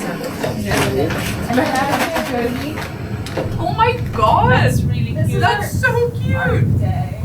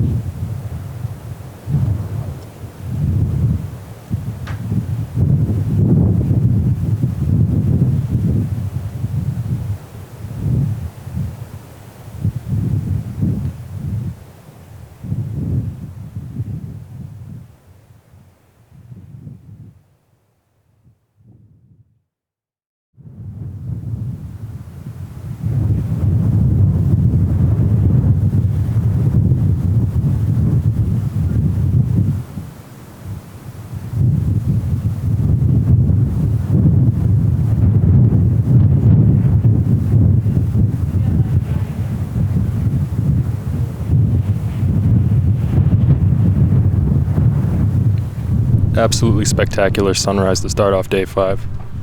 We're sitting at around 5,000 feet and looking down across the Rangipo Desert. This hut just has such an amazing view right from the front porch.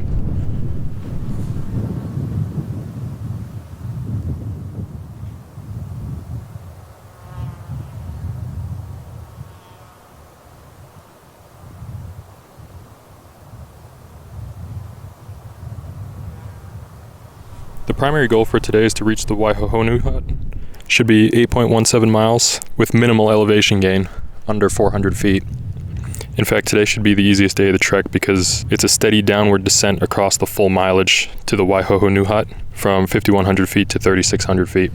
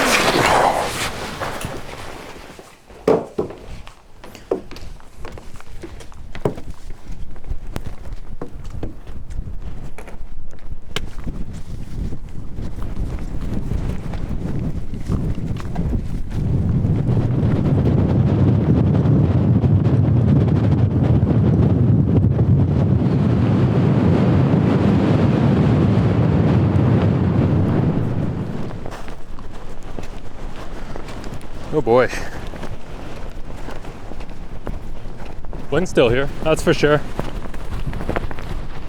Starting at 8:15, once again, temperature is 59 degrees. Not too unpleasant, even with the wind. It looks like our first obstacle of the day is going to be traversing the Volcanoes River Valley. I don't think it's as big as the one we did yesterday, but that remains to be seen. After that, we'll cross Taquino Road, and then from there, it's supposed to be just a gradual descent down to the Waihoho New Hut. Very enjoyable night in the Rangipo shelter. Beautiful sunset, beautiful sunrise. Slept really well. It was nice to be sheltered from the wind, which clearly hasn't died off at all.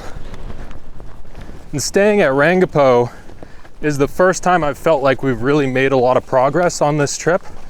The first 3 days we were more or less on the same side of the mountain, traversing pretty similar landscapes. But the drastic change to this more open, barren desert area has really highlighted just how far we've come.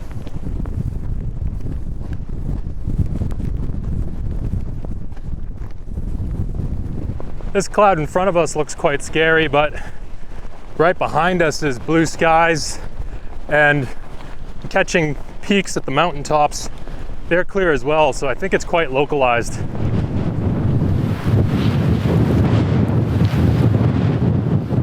Minor spits of rain coming out of this cloud, nothing too serious. There's actually this weather system that was forming all those rainbows last night. I don't see one right now, but it's possible.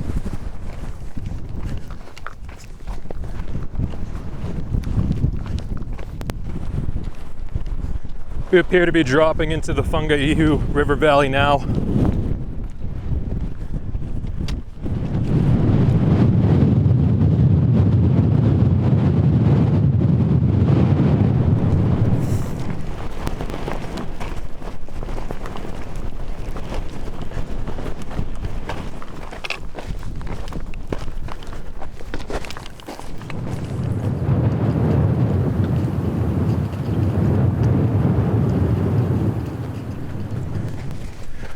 No water at the bottom of this one. Volcanoes River is dry. Made the crossing easy anyway. So we just entered one of the infamous lahar zones on this trail. A lahar is a volcanic mud flow. And from what I understand, what I was reading online, is essentially the lakes of water that pool up on the summit of the mountain eventually overflow. All that water drains down the big river valleys, and it takes up all of the loose sediment with it, creates that mud flow. It can be very dangerous, so we're gonna boogie on through here.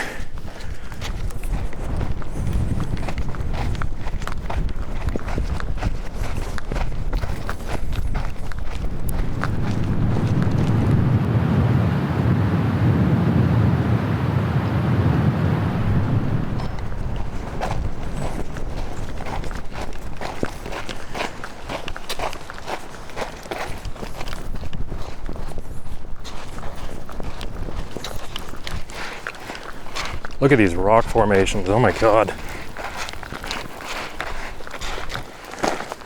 These rocks are so cool.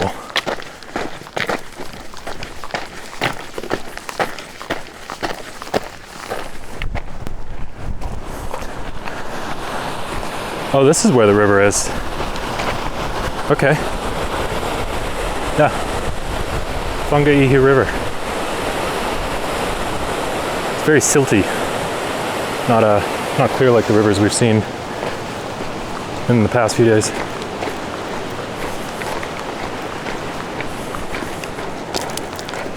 And I see a very interesting bridge up there.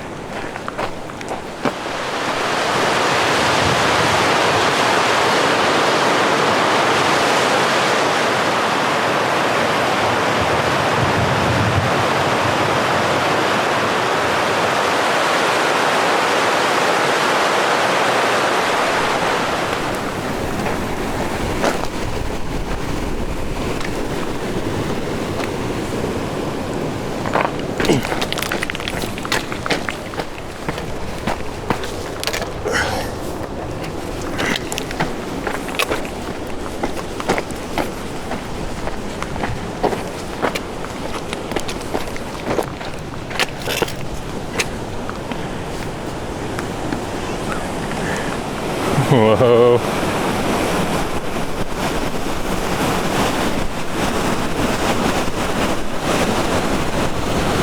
So freaking cool.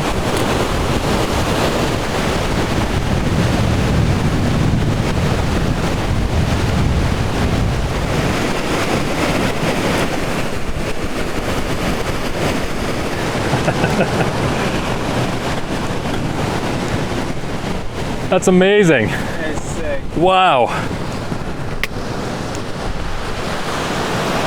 Holy cow.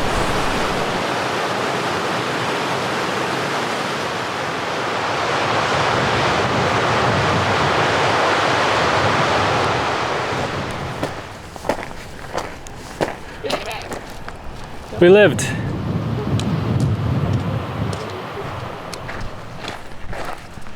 Absolutely incredible that 5 days in, we can still be surprised by the landscape. What an amazing route. So when I was planning this trip, I understood that because of the wildfires, the road to Mangatapopo Hut was closed, but the track was still open. And so my plan for day 7 was to wake up at Mangatapopo Hut and walk out to Whakapapa Village via the track. But the people we were sharing the cabin with last night informed us that no, actually the track is closed. So we might have to make an adjustment to the itinerary of this trip. And it looked like on the map that they had, which showed the wildfire zone, it appeared like the road might be open. So ideally, we'd still be able to camp at Mangatapopo Hut after going over the Alpine Crossing and then just shuttle out to town on day 7 instead. But the plan right now is once we get to Waihohonu Hut, there's a ranger there and we're gonna ask them what's going on and we'll make a decision there.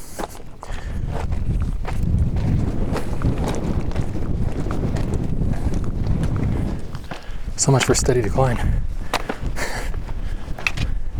I knew better anyway.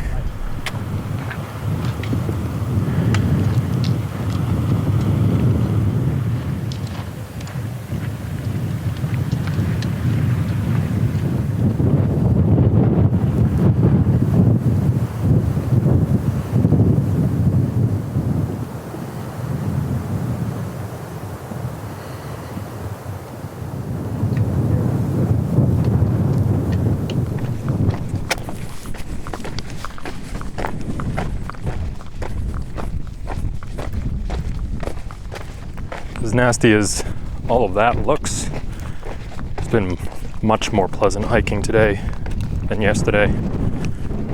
Between the cooler temperatures and the breeze. Actually, now that I mention it, the wind's let up quite a bit since we got into the valleys, which is nice.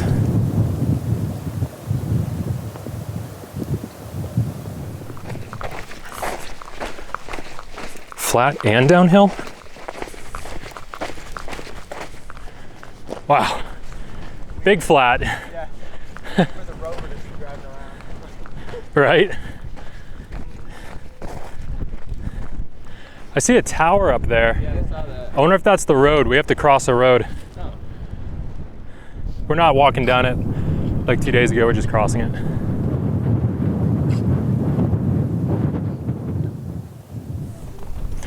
I think the stuff that we've been walking on is pumice. This has no weight to it, and it's very porous.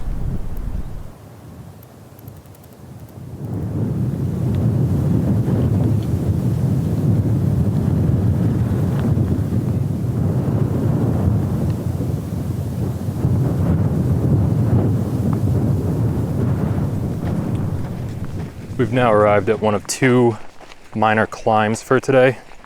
Most of today is downhill as we lose all the elevation we've gained over the past couple of days, but there are 2 small blips. This is the first one, and it looks like it climbs up to the road crossing.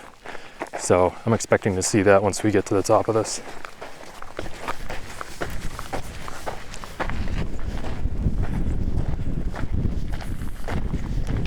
So the light mist has graduated to a light rain, so we're gonna throw on shell layers. Things are starting to get damp.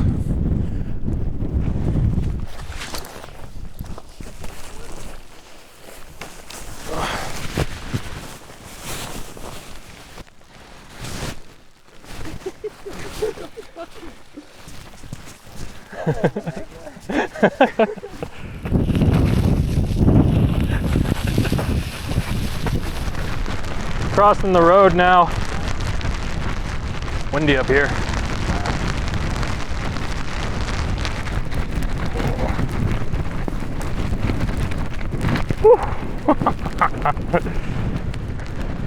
Cheese and rice. Oh.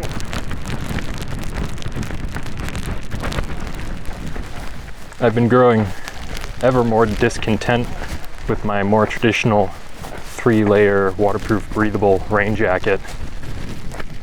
Like when I did the Saco and Willistic trips earlier this year and faced some pretty strong rain, I got absolutely soaked through in an hour or two. And I've cleaned it off, I've replenished the DWR coating. I think it's just past its lifespan because it is like 7 years old at this point. But rather than just go out and spend another $200-300, decided to look for alternatives. Came up with this. This is a $12 Frog Togs poncho, and it is not breathable.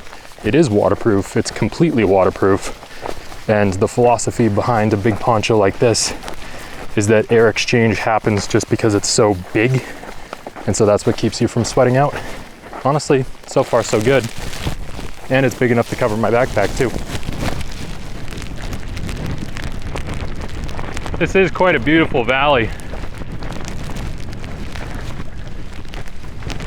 It's absolutely enormous.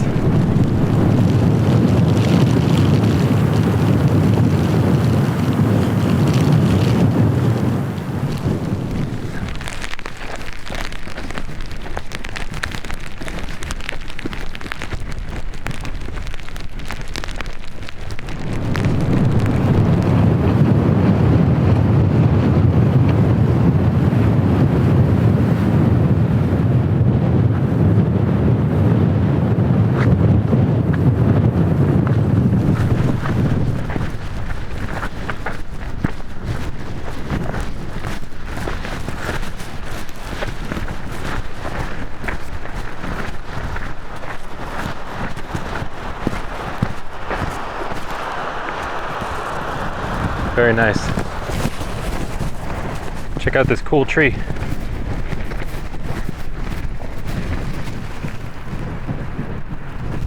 There's a few of them here.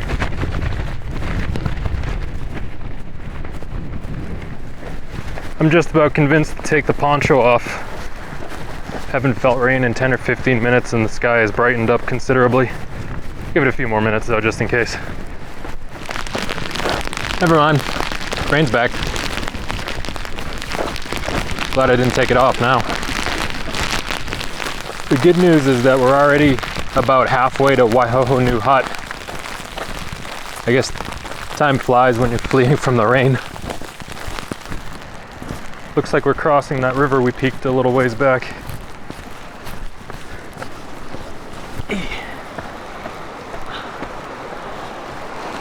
Hey! I just got a storm alert on my watch. Thanks. I think it might rain.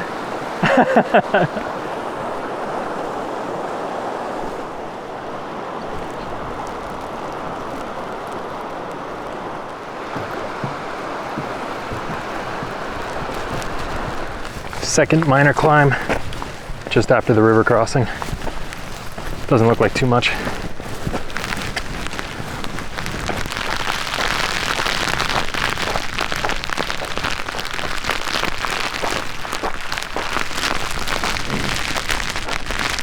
There's that hill done. Oh.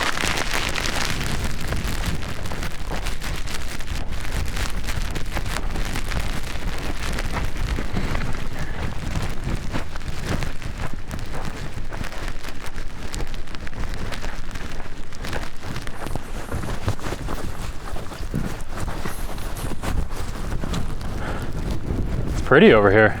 Yeah, it's cool. It's like a mix of both now. Yeah.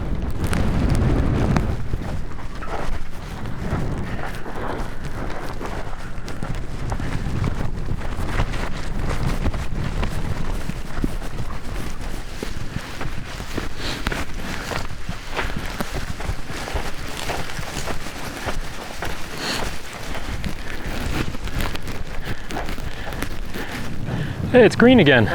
Green shade.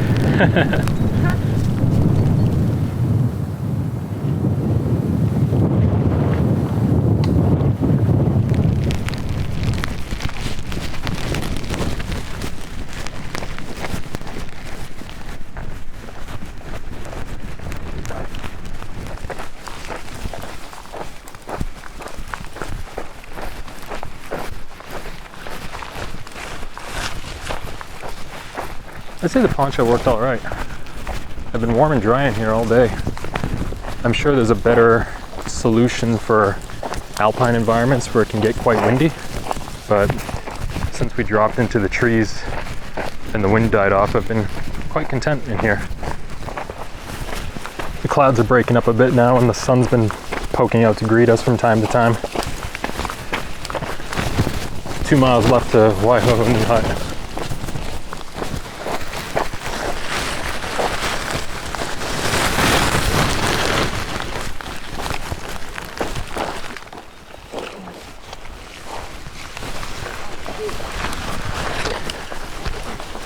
Oh, jeez.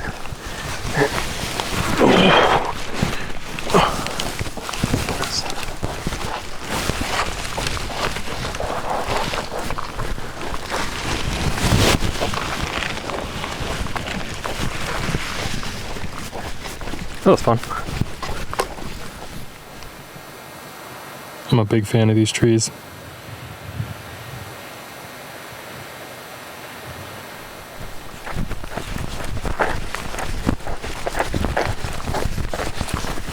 Just walking through the bed of this valley now.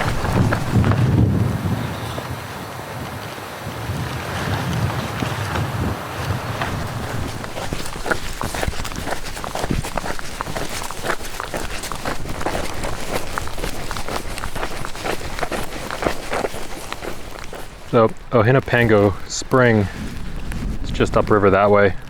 It's not so far, but Eric and Staggett are a bit in front of me and they went past it. I don't want to get too separated from them. Plus we've seen tons of amazing water features on this trip, so missing a spring doesn't really feel like a big deal.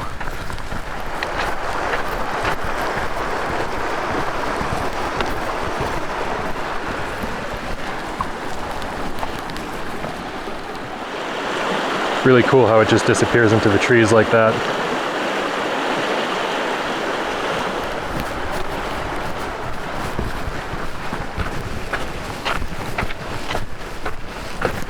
Reaching Ohinapango Springs means that we're really close to Waihoho New Hut. Unbelievable how much the landscape has changed since this morning. Could not be more different.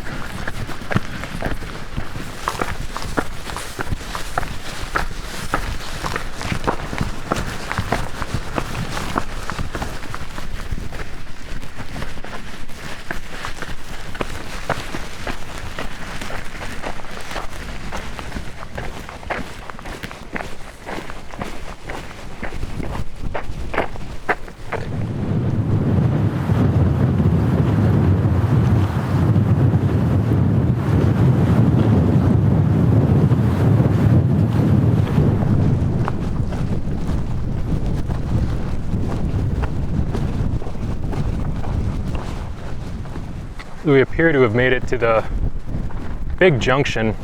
Basically, if you were to turn left here, you'd end up doing the rest of the round the mountain trek and you'd be heading due west back toward Whakapapa village past the Thomas Lakes. We're going this way to Waihoho New Hut, and hopefully we're going to continue going north over the Alpine crossing, but at this point that's going to be dependent on weather. And just 100 feet or so beyond that is the hut.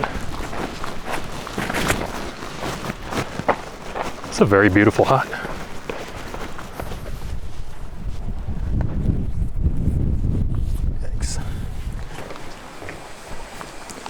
Joe, do you mind if I ask you some advice? Yes, yes, of course, of course.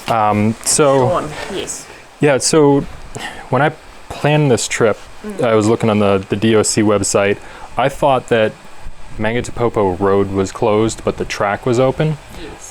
But we talked to some travelers at Rangipo last night, and they said that the track is also closed. Yeah. So we need to adjust our itinerary because the plan was to go over and around that way. Yeah, cool. Well, if you hop inside, I'll bring you your cups of tea and we can look at the map together. Does that sound good? Yeah, that sounds There's fantastic. a map in there, yeah, and we'll just like show you some cool ideas and stuff. Yeah, thank you so much. Cool. Appreciate it. So that was 7.2 miles, 1,200 feet in almost 4 hours exact. 7 miles? 7.2, yeah. That's pretty It good. was our fastest day by far.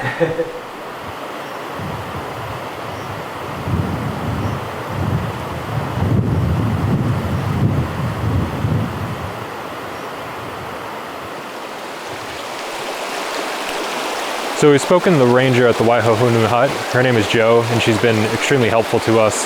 Somehow I got my wires crossed when I was planning this trip. I could have sworn that Mangatapopo Road was closed, but the track from the hut to Whakapapa Village was still open. And so the plan was to hike out from Mangatapopo Hut to the village on day 7, but it's actually the other way around. So the track is closed, but the road is open. So we do need to adjust our itinerary slightly, but it's actually worked out in our favor because of the weather. Basically, if we had done the original itinerary, we would have had to do the Alpine crossing tomorrow, but it looks like the weather tomorrow is going to be pretty similar to today. And so it would have been unlikely that we actually saw very much up there. But now what the plan is, tomorrow we're just going to hike up to the Otariri hut. And that hut is closed for this year. It's being renovated, but they're still allowing camping there. And so we're gonna camp out at that spot tomorrow. That'll make tomorrow a relatively quick day, and we won't have to be in the rain for too long. And then on day 7, we'll do the Alpine crossing from Otariri to Mangatapopo Hut past Mount Ruapehu. And we checked with Jo, and actually the weather on Saturday, which will be our day 7, is supposed to be very good. So that actually worked out really well for us. And once we get to the Mangatapopo Hut, there's another ranger there, and they can help us set up the shuttle. And we'll just walk down to where the road starts, and we'll hop on the shuttle, and the shuttle will take us back to Whakapapa Village. And I have a hotel for us lined up. It's actually the hotel that's right up from where we parked the car. It's called Scotel. And we'll spend the night there, and then we'll head back to Auckland Sunday morning for our flights out of here. Today, you know, it was a little bit tough. Obviously, being in wind-driven rain for several hours straight isn't the most pleasant experience. But, I mean, we've been out here for 5 days, and this is the first day that we've actually run into rain. So I still feel like we've been extremely fortunate with the weather. Also, of all the days that it could have rained on this trip, today was probably the best one because it was just definitely the easiest day physically so far because it was almost entirely downhill. Climbing in a rain jacket kind of sucks because you get really hot and sweaty underneath it, and you end up getting wet anyway. So because we didn't have to do that, it made today a lot more pleasant. And it was also our quickest day so far. I think we've made it from Rangipo to Waihohonu in 4 hours exactly. So yeah, really just another thing that's really lined up in our favor.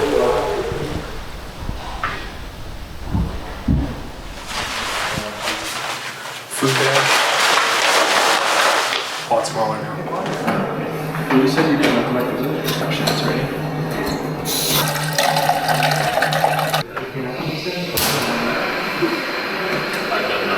We flew in, drove here, and started hiking on the first day. Wow. Yeah.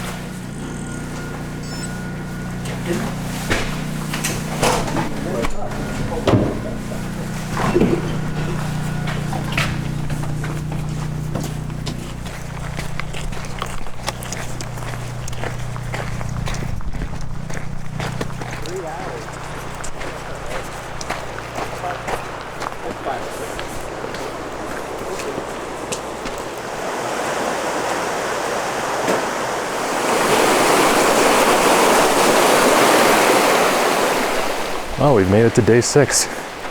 Second to last day of the trip. Can hardly believe it, actually. Very comfortable stay at the Waihoho New Hut. Temperatures 63 degrees this morning. And as of about an hour ago, the rain has stopped and we're actually looking at blue skies. We have a relatively short hike to Otariri Hut today. About 5 miles, gradual gradient. Shouldn't be too bad. And we'll be setting up tents there because the hut is closed this season for renovations. But overall time estimate is about 3 or 4 hours. We got started at 9:30, so if all goes well, we'll probably have lunch after we make camp.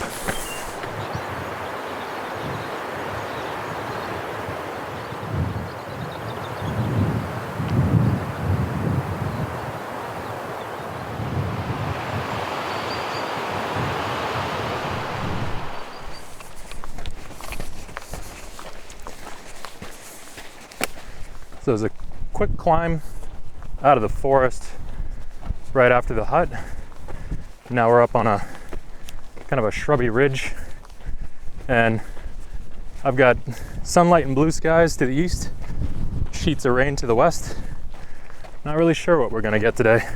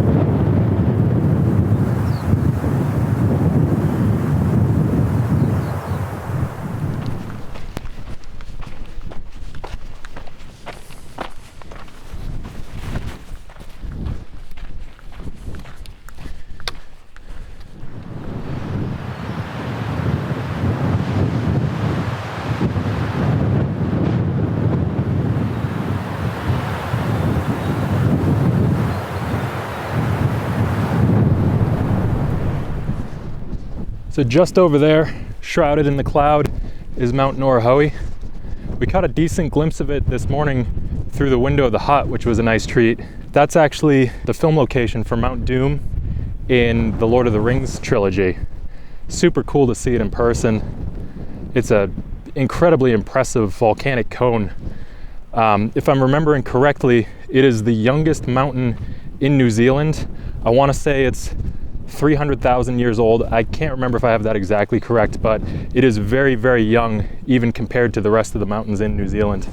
So tomorrow, we're going to work our way up the valley behind Ruapehu and get up behind it. We should get a very good view of it. It's supposed to be sunny tomorrow, so it hopefully won't be shrouded in cloud and we'll get good views. But for right now, we're just working our way up to Otariri Hut to cut some of the mileage tomorrow, because Waihoho New Hut, where we stayed last night, to Mangatapopo, which is where we'll now be ending our trek, something like 13 miles. So we're gonna carve off 5 today. That'll make tomorrow more like 7.5 miles, kind of in line with most of the days that we've had so far.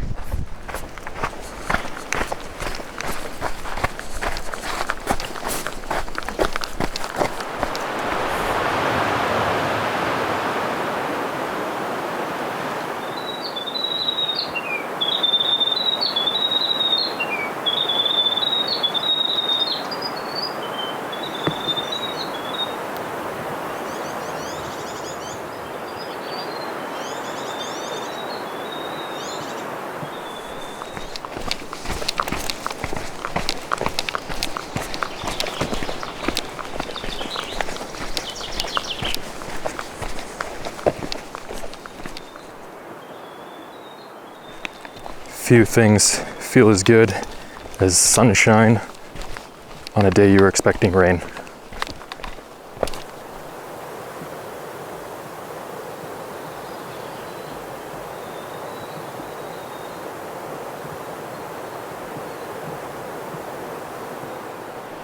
Really beautiful little forested section here on the other side of the ridge that we just climbed. Lots of interesting plants and mosses. I'm not making very good progress because I'm just stopping to look every few feet.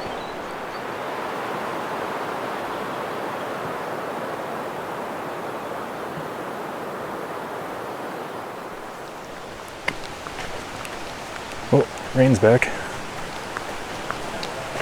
Pumping sheets out here. The salmon. Ooh.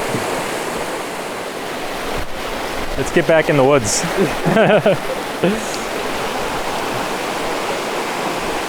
Didn't feel quite so sprinkly in there.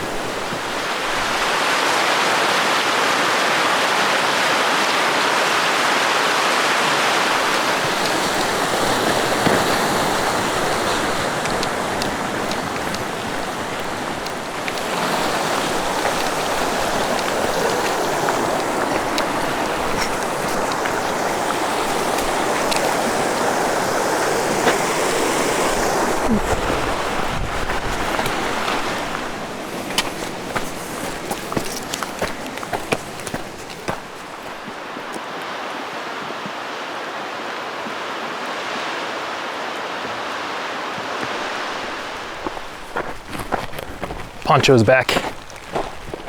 It's looking quite icky, popping out of the forest, and seems like it might stick around for a bit. The mistake we made yesterday was waiting too long to put the shells on, because we were hoping the storm would just blow over. So, not making that mistake again.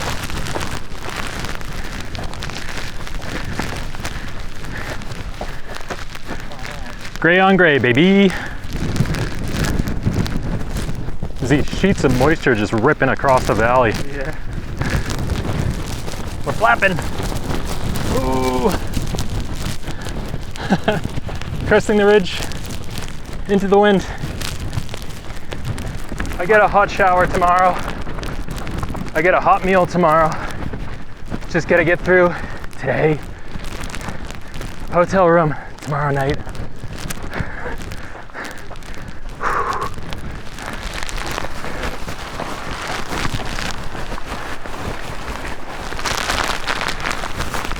Sheesh. It's gonna be a heck of a pass if we're going across that. Yeah. Ooh, it's getting rowdy now. Traversing the top of this pass.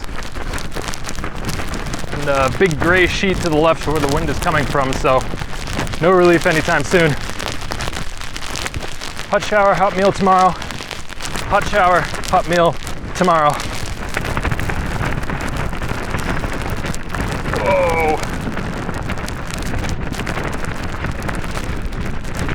Leaning into the wind. Wow. So it's Friday today here in New Zealand, but it's Thursday afternoon at home, so to friends and family, happy Thanksgiving. Hopefully you're having a drier day than we are.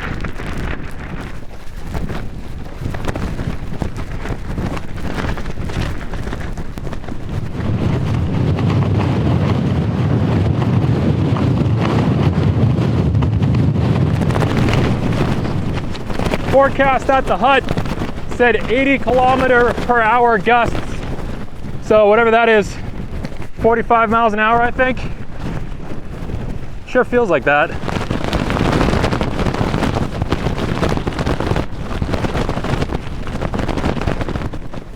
I can see these blue marker poles. They head up about halfway up the mound in front of us and then cut right. So once we go around that, we might be in the lee of the wind. Oh, steady. Yeah. Whew. Exhausting, but fun.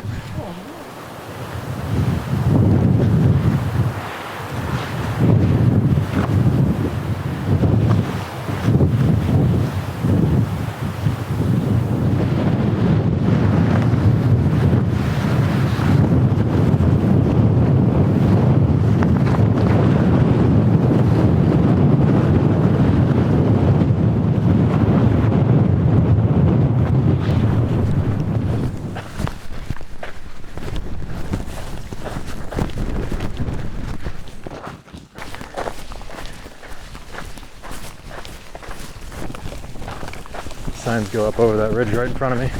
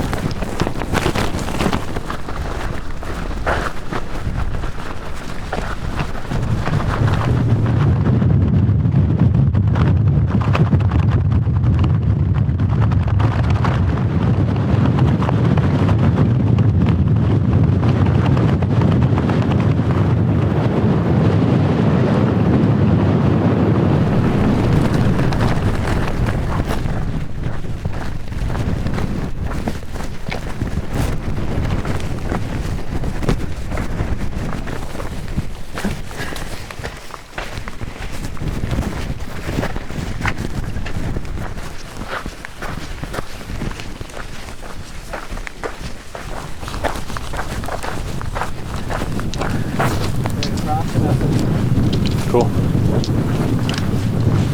Impressive valley.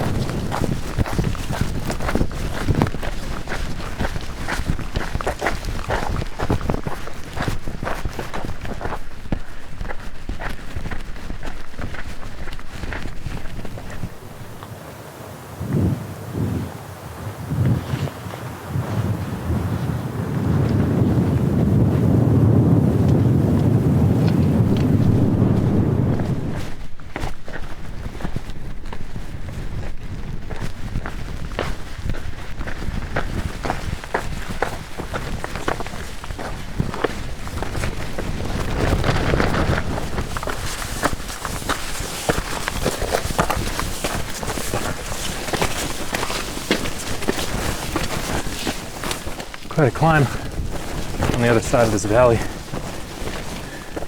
And the wind's going up, so I'm getting blown up like a Michelin man.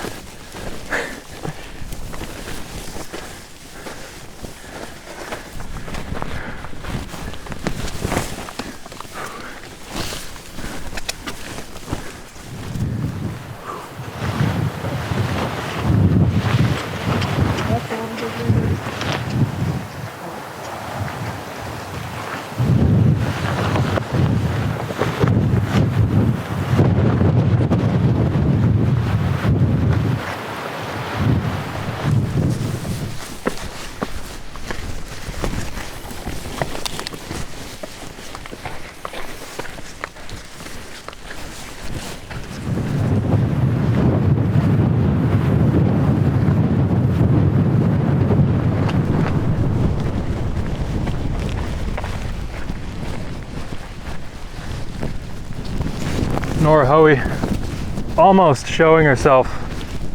Still haven't seen the top of it yet, but the clouds around it are pretty crazy.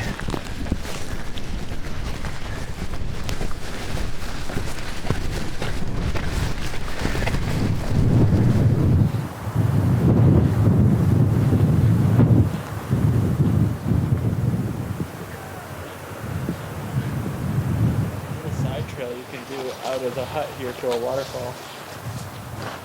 Yeah. Put her back to his new friend. She might have given you More pumice. I think you would have lost it.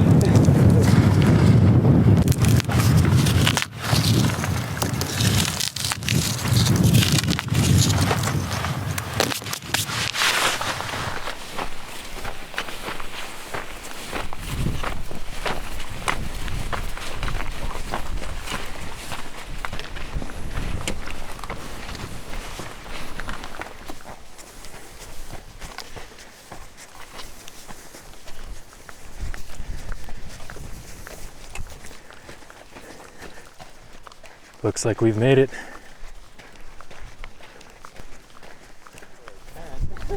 Windy as hell up here. Well, if we go on the backside of this wall, it should be better.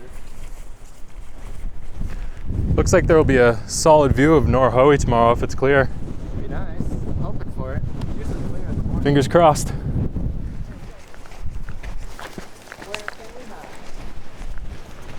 Can't go in. There's like a normal. I wonder if it's sheltered behind that mound over there. Where? To the right? Oh, there's like a little pocket over here. Yeah, that's what I'm talking about. This will work. Oh, look at this. Beautiful little windbreak. That'll do. Right by the bathroom too. Eric and Stag said there's a cool waterfall right over the ridge next to camp.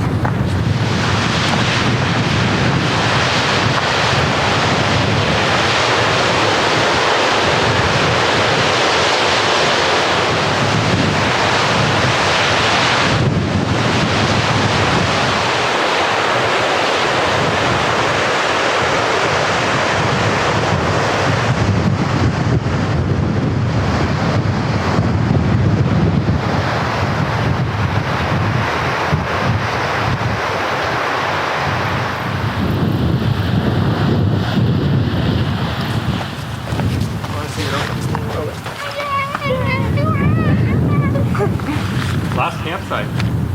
This is it. Oh yeah. We hike out tomorrow. We're at the end. Well, we've made it to the last campsite of the trip, Camp 6, Oturiri Hut. Almost can't believe it. Seems impossible that we've put 6 days of hiking behind us this week. Today wasn't anywhere near as bad as we expected. The forecast from yesterday made it seem like we were going to be rained on all day, and we certainly got our fair share, but the morning started off quite nice, going through the forests. We even got quite a bit of sunlight poking through the trees. And then once we got off of that really windy ridgeline, the precipitation dissipated again, and honestly the second half of the hike was entirely dry, which was a pleasant surprise. And today was very short, but it knocked down quite a bit of mileage for tomorrow, so tomorrow is going to be much easier for us than if we had started from Waihohonu. I think even though we only did just over 5 miles, we actually got close to 2,000 feet of elevation gain, so knocking that off of tomorrow's itinerary was definitely a good decision.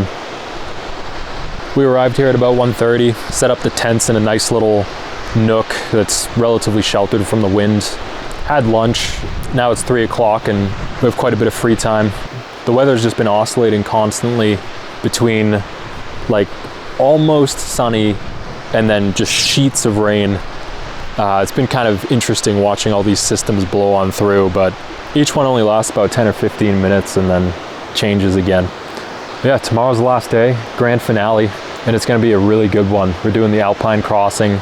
We're gonna make it up around 6,000 feet, hopefully with clear views of Ruapehu. And we're also gonna go up by the Emerald Lakes. We should be able to see Blue Lake behind them and the Red Crater as well. So it should be a really fantastic end to this trip. We were talking about favorites and least favorites over lunch, and it seems like everyone's favorite camp was Rangipo in the desert, just because of that unbeatable view. Everyone's favorite bridge was the one in the Lahar zone, just because that river was absolutely gorgeous and all the colors in the rocks. And everyone's least favorite bridge was the one with the wire mesh on the bottom, because it was a little bit rusty and didn't seem super safe. I mean, I'm sure it was, but because it was just wire mesh, it would give under your foot when you stepped on it, and when you looked through, it almost seemed like you were just floating above, so it was just kind of sketchy. We disagree on favorite day. Me and Stag's favorite day was the one with the Cascades, because that was a really incredible hike up that waterfall. And then dropping the road wasn't that great, but then the forest section after that was very cool. That was the day we had lunch by the waterfall. That was everybody's favorite lunch spot. There's a lot of great stuff that day. Of course, we still have another day, so we can't really claim favorite day yet. I have a feeling everyone's actual favorite day at the end of this trip is going to be tomorrow, but for now, that's what we're thinking. Eric's favorite day was the day leading up to the Rangipo hut when we entered the desert and crossed that massive river valley. And honestly, that was a very cool feature, but for me, this flat undulating desert after that, as we were making our way to the Rangipo hut, felt a little bit endless to me. But you know, the hut was pretty amazing, so yeah, I could go either way on that. I guess one thing that went a little differently than expected for me is I never really expected to actually stay in any huts on this trip. You know, we had plans to camp out each night, not really use the huts, but in reality, we ended up going 50-50, 3 nights in huts, 3 nights in tents. It was nice to have the option, because like the Mangaturuturu hut sheltered us from the rain, the Rangipo hut sheltered us from the winds, and then last night at Waihohonu, that hut kind of sheltered us from both, honestly. So it's great to have the option, and you don't really have to stick it out if you don't want to. All the huts have been well kept and very neat, comfortable to stay in. So that worked out unexpectedly well for us. Yeah, we're just gonna relax and rest up and enjoy our last night on the trail. Can't believe that tomorrow's our last day. We're already talking about what the next New Zealand trip is going to be. We're all pretty set on the South Islands, Milford Sound maybe if we can get in, or there's plenty of other fantastic hikes down there. But yeah, I'll leave it at that, and really looking forward to tomorrow.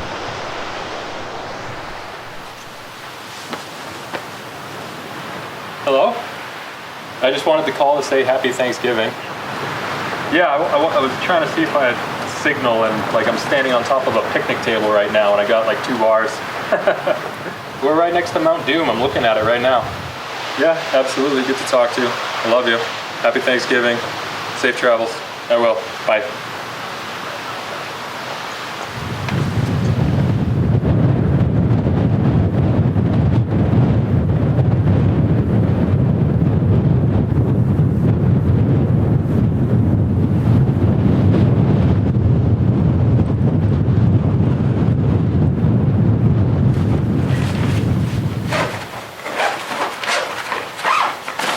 I've been saving this one for today.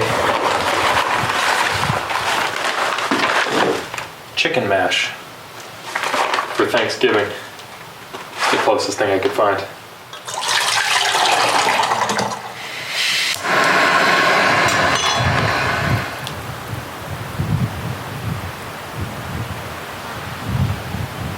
Happy Thanksgiving.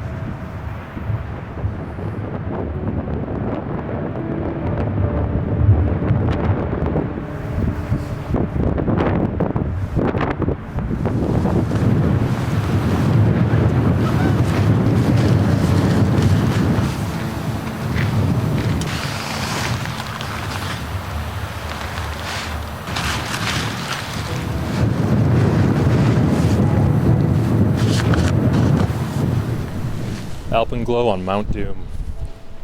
What an incredible way to start the last day of this trip.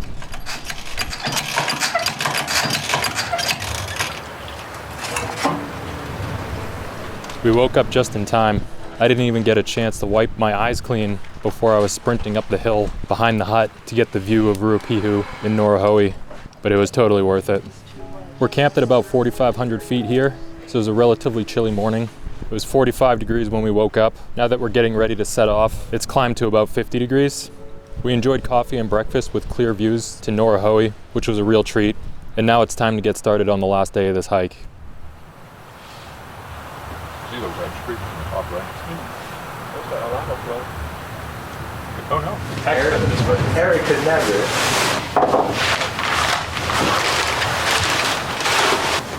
So much space left.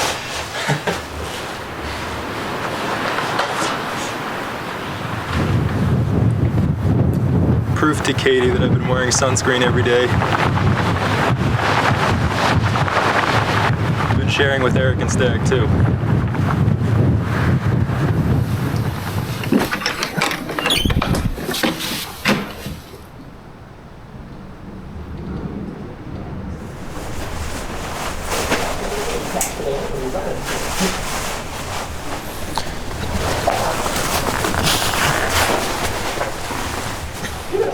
Shirt? Yeah. It's no fancier than Patagonia.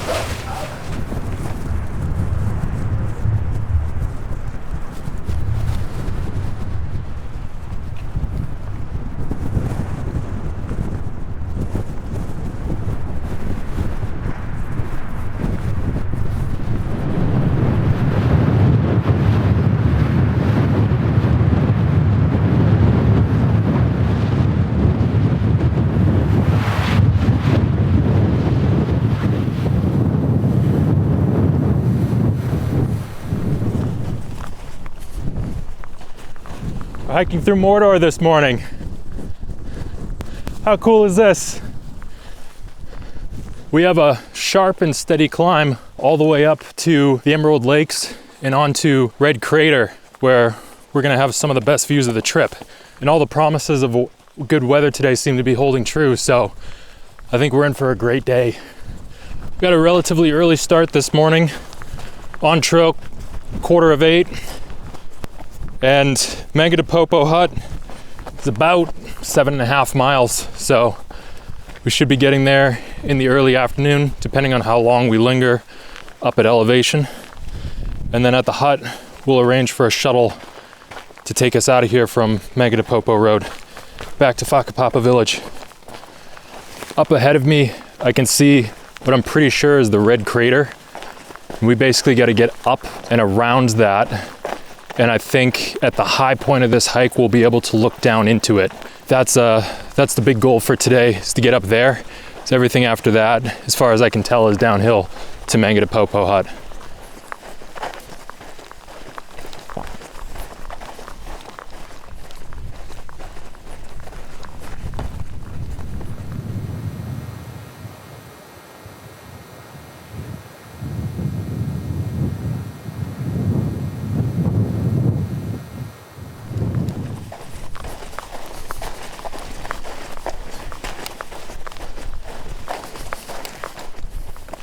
This is insane.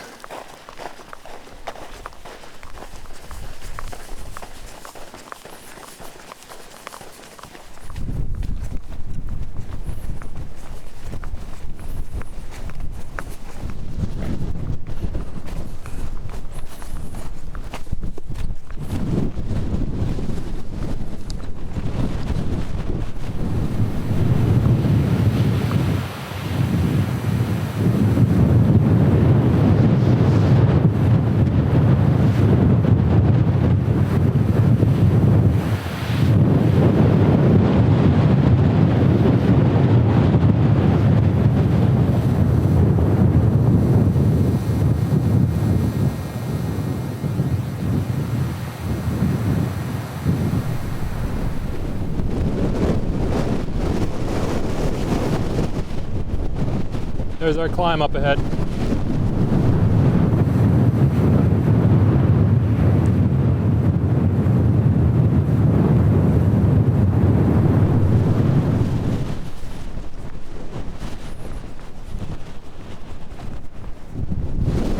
views in every direction.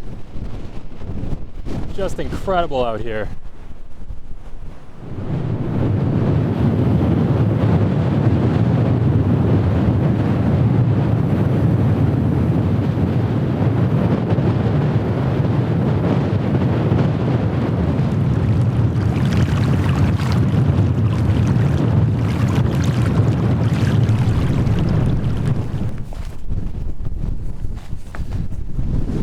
Little stream valley here.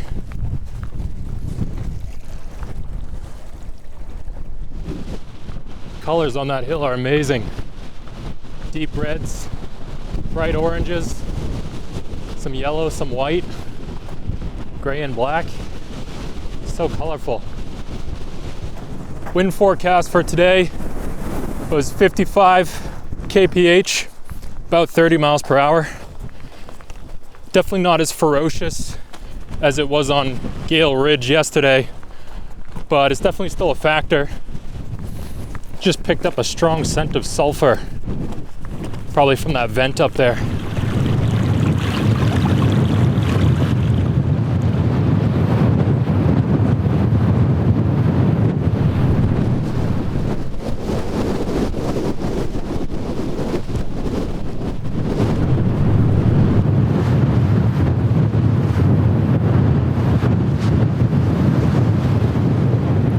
Half expecting to see Sauron's eye on that big spire up there.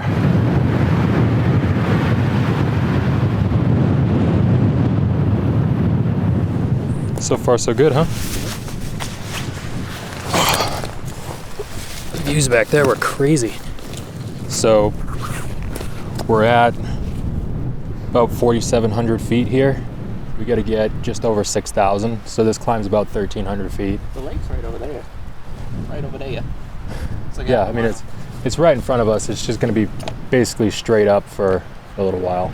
I think you have to There's a lot of people up there, so there's a whole line of people on the top of Red Crater, all different color little polka dots. Yeah, because it's a Saturday and it's really nice out, I would actually expect it to be pretty busy up there. What a beautiful morning. That literally felt like hiking through Mordor. Yeah. I was like, all these jagged rocks everywhere. Yeah.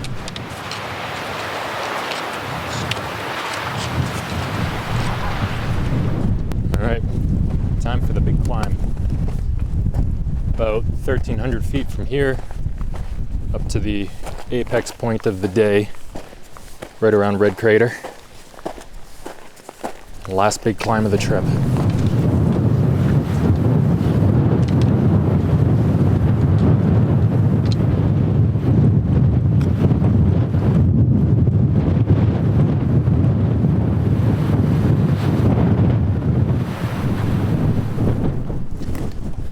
Smell of sulfur, very strong now. I think that vent is right over the crest in front of me. Oh, little waterfall. How pretty.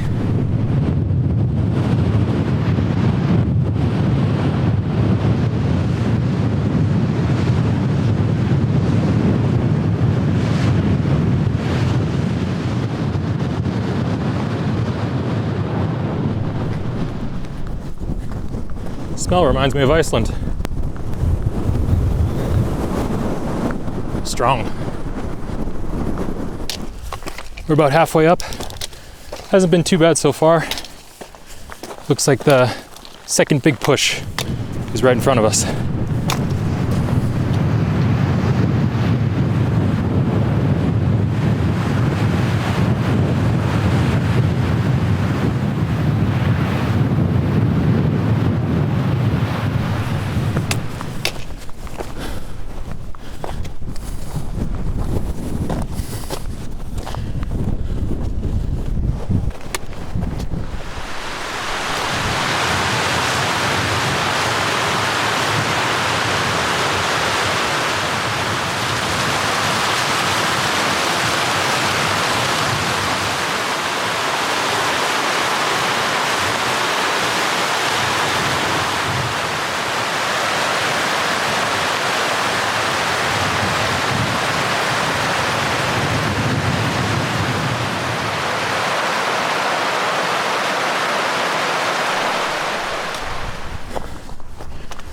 Oh, dude.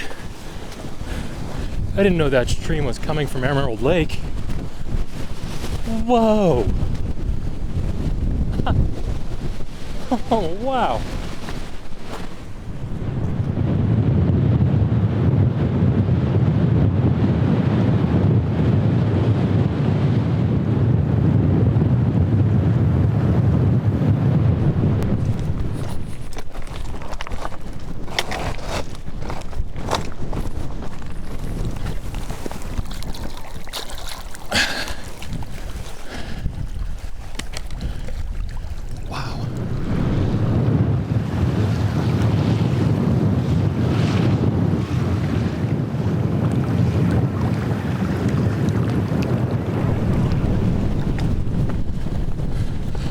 Oh, there's a little spring down there. That must be the source.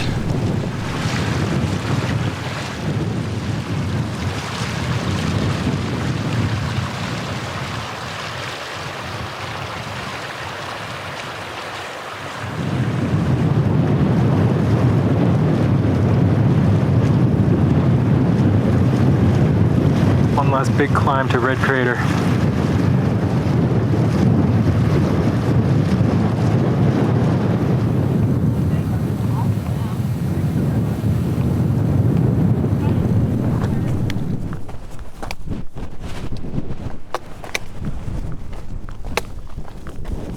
Here's the intersection where you can go right to go north on the Alpine Crossing to the Ketatahi Car Park, or left to Mangatapopo, which is where we're headed.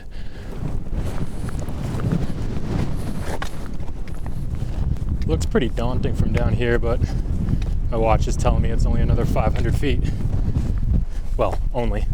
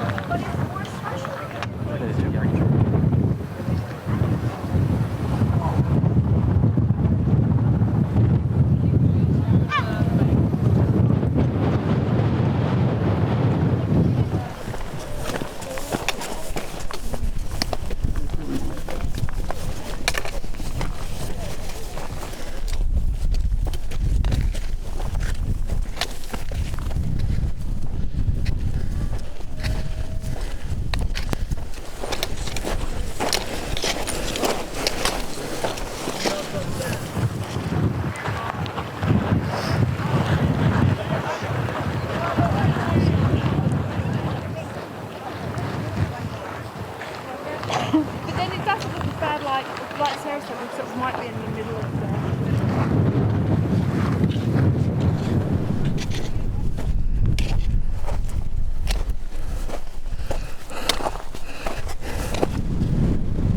Here we go.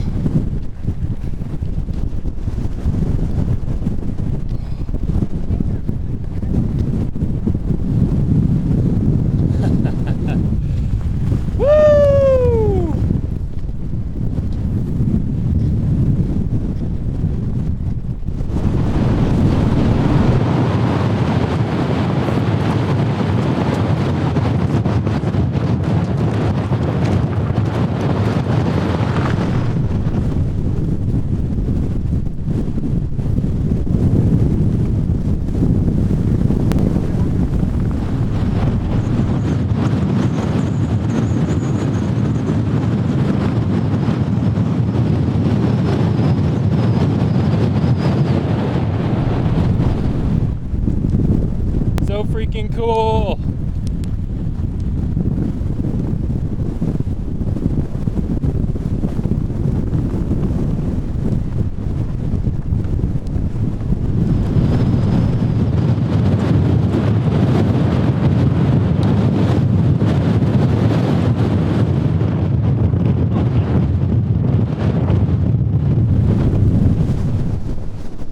Everything we gained today, we now have to lose.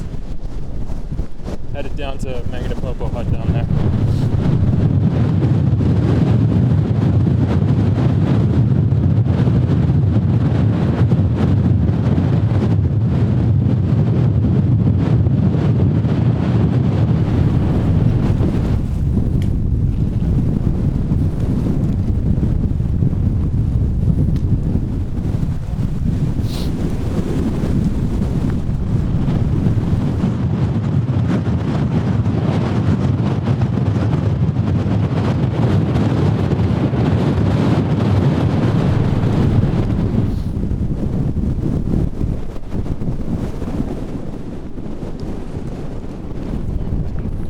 All right, I've dropped into the valley now.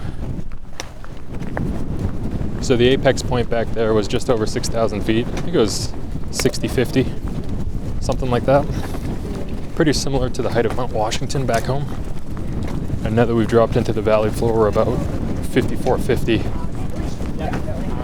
Still a long way to drop back down to Mangatapopo Hut.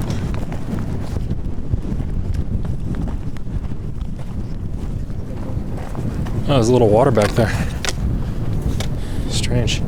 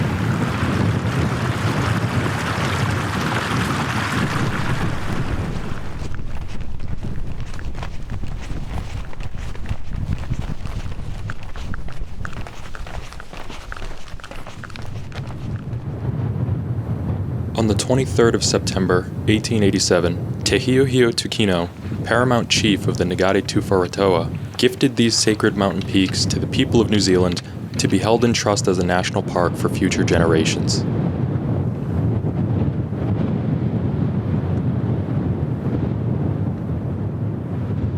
"Behold, my treasures," said Te Hiohio to those who would harm his heritage.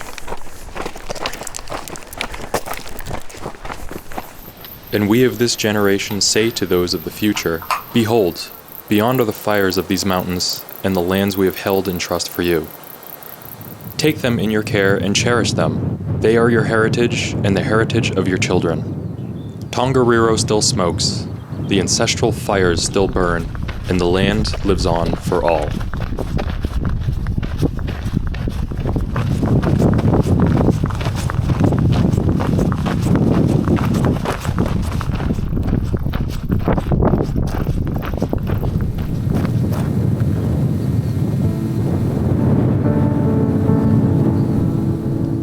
Today we did just under 10 miles, but it didn't feel all that difficult because most of it was downhill, and then the parts that were uphill had the distraction of good views, which is always nice.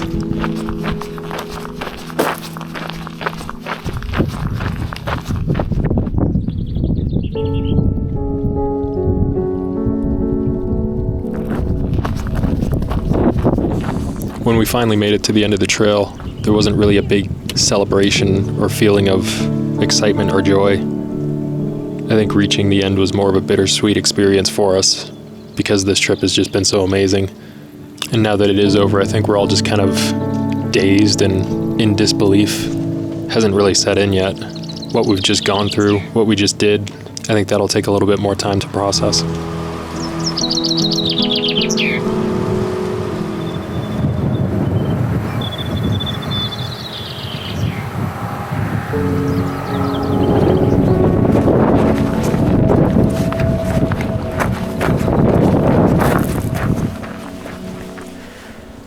Well, now that the trip's in the rearview mirror, I can say I'm really happy with my decision to combine the Round the Mountain and Northern Circuit tracks.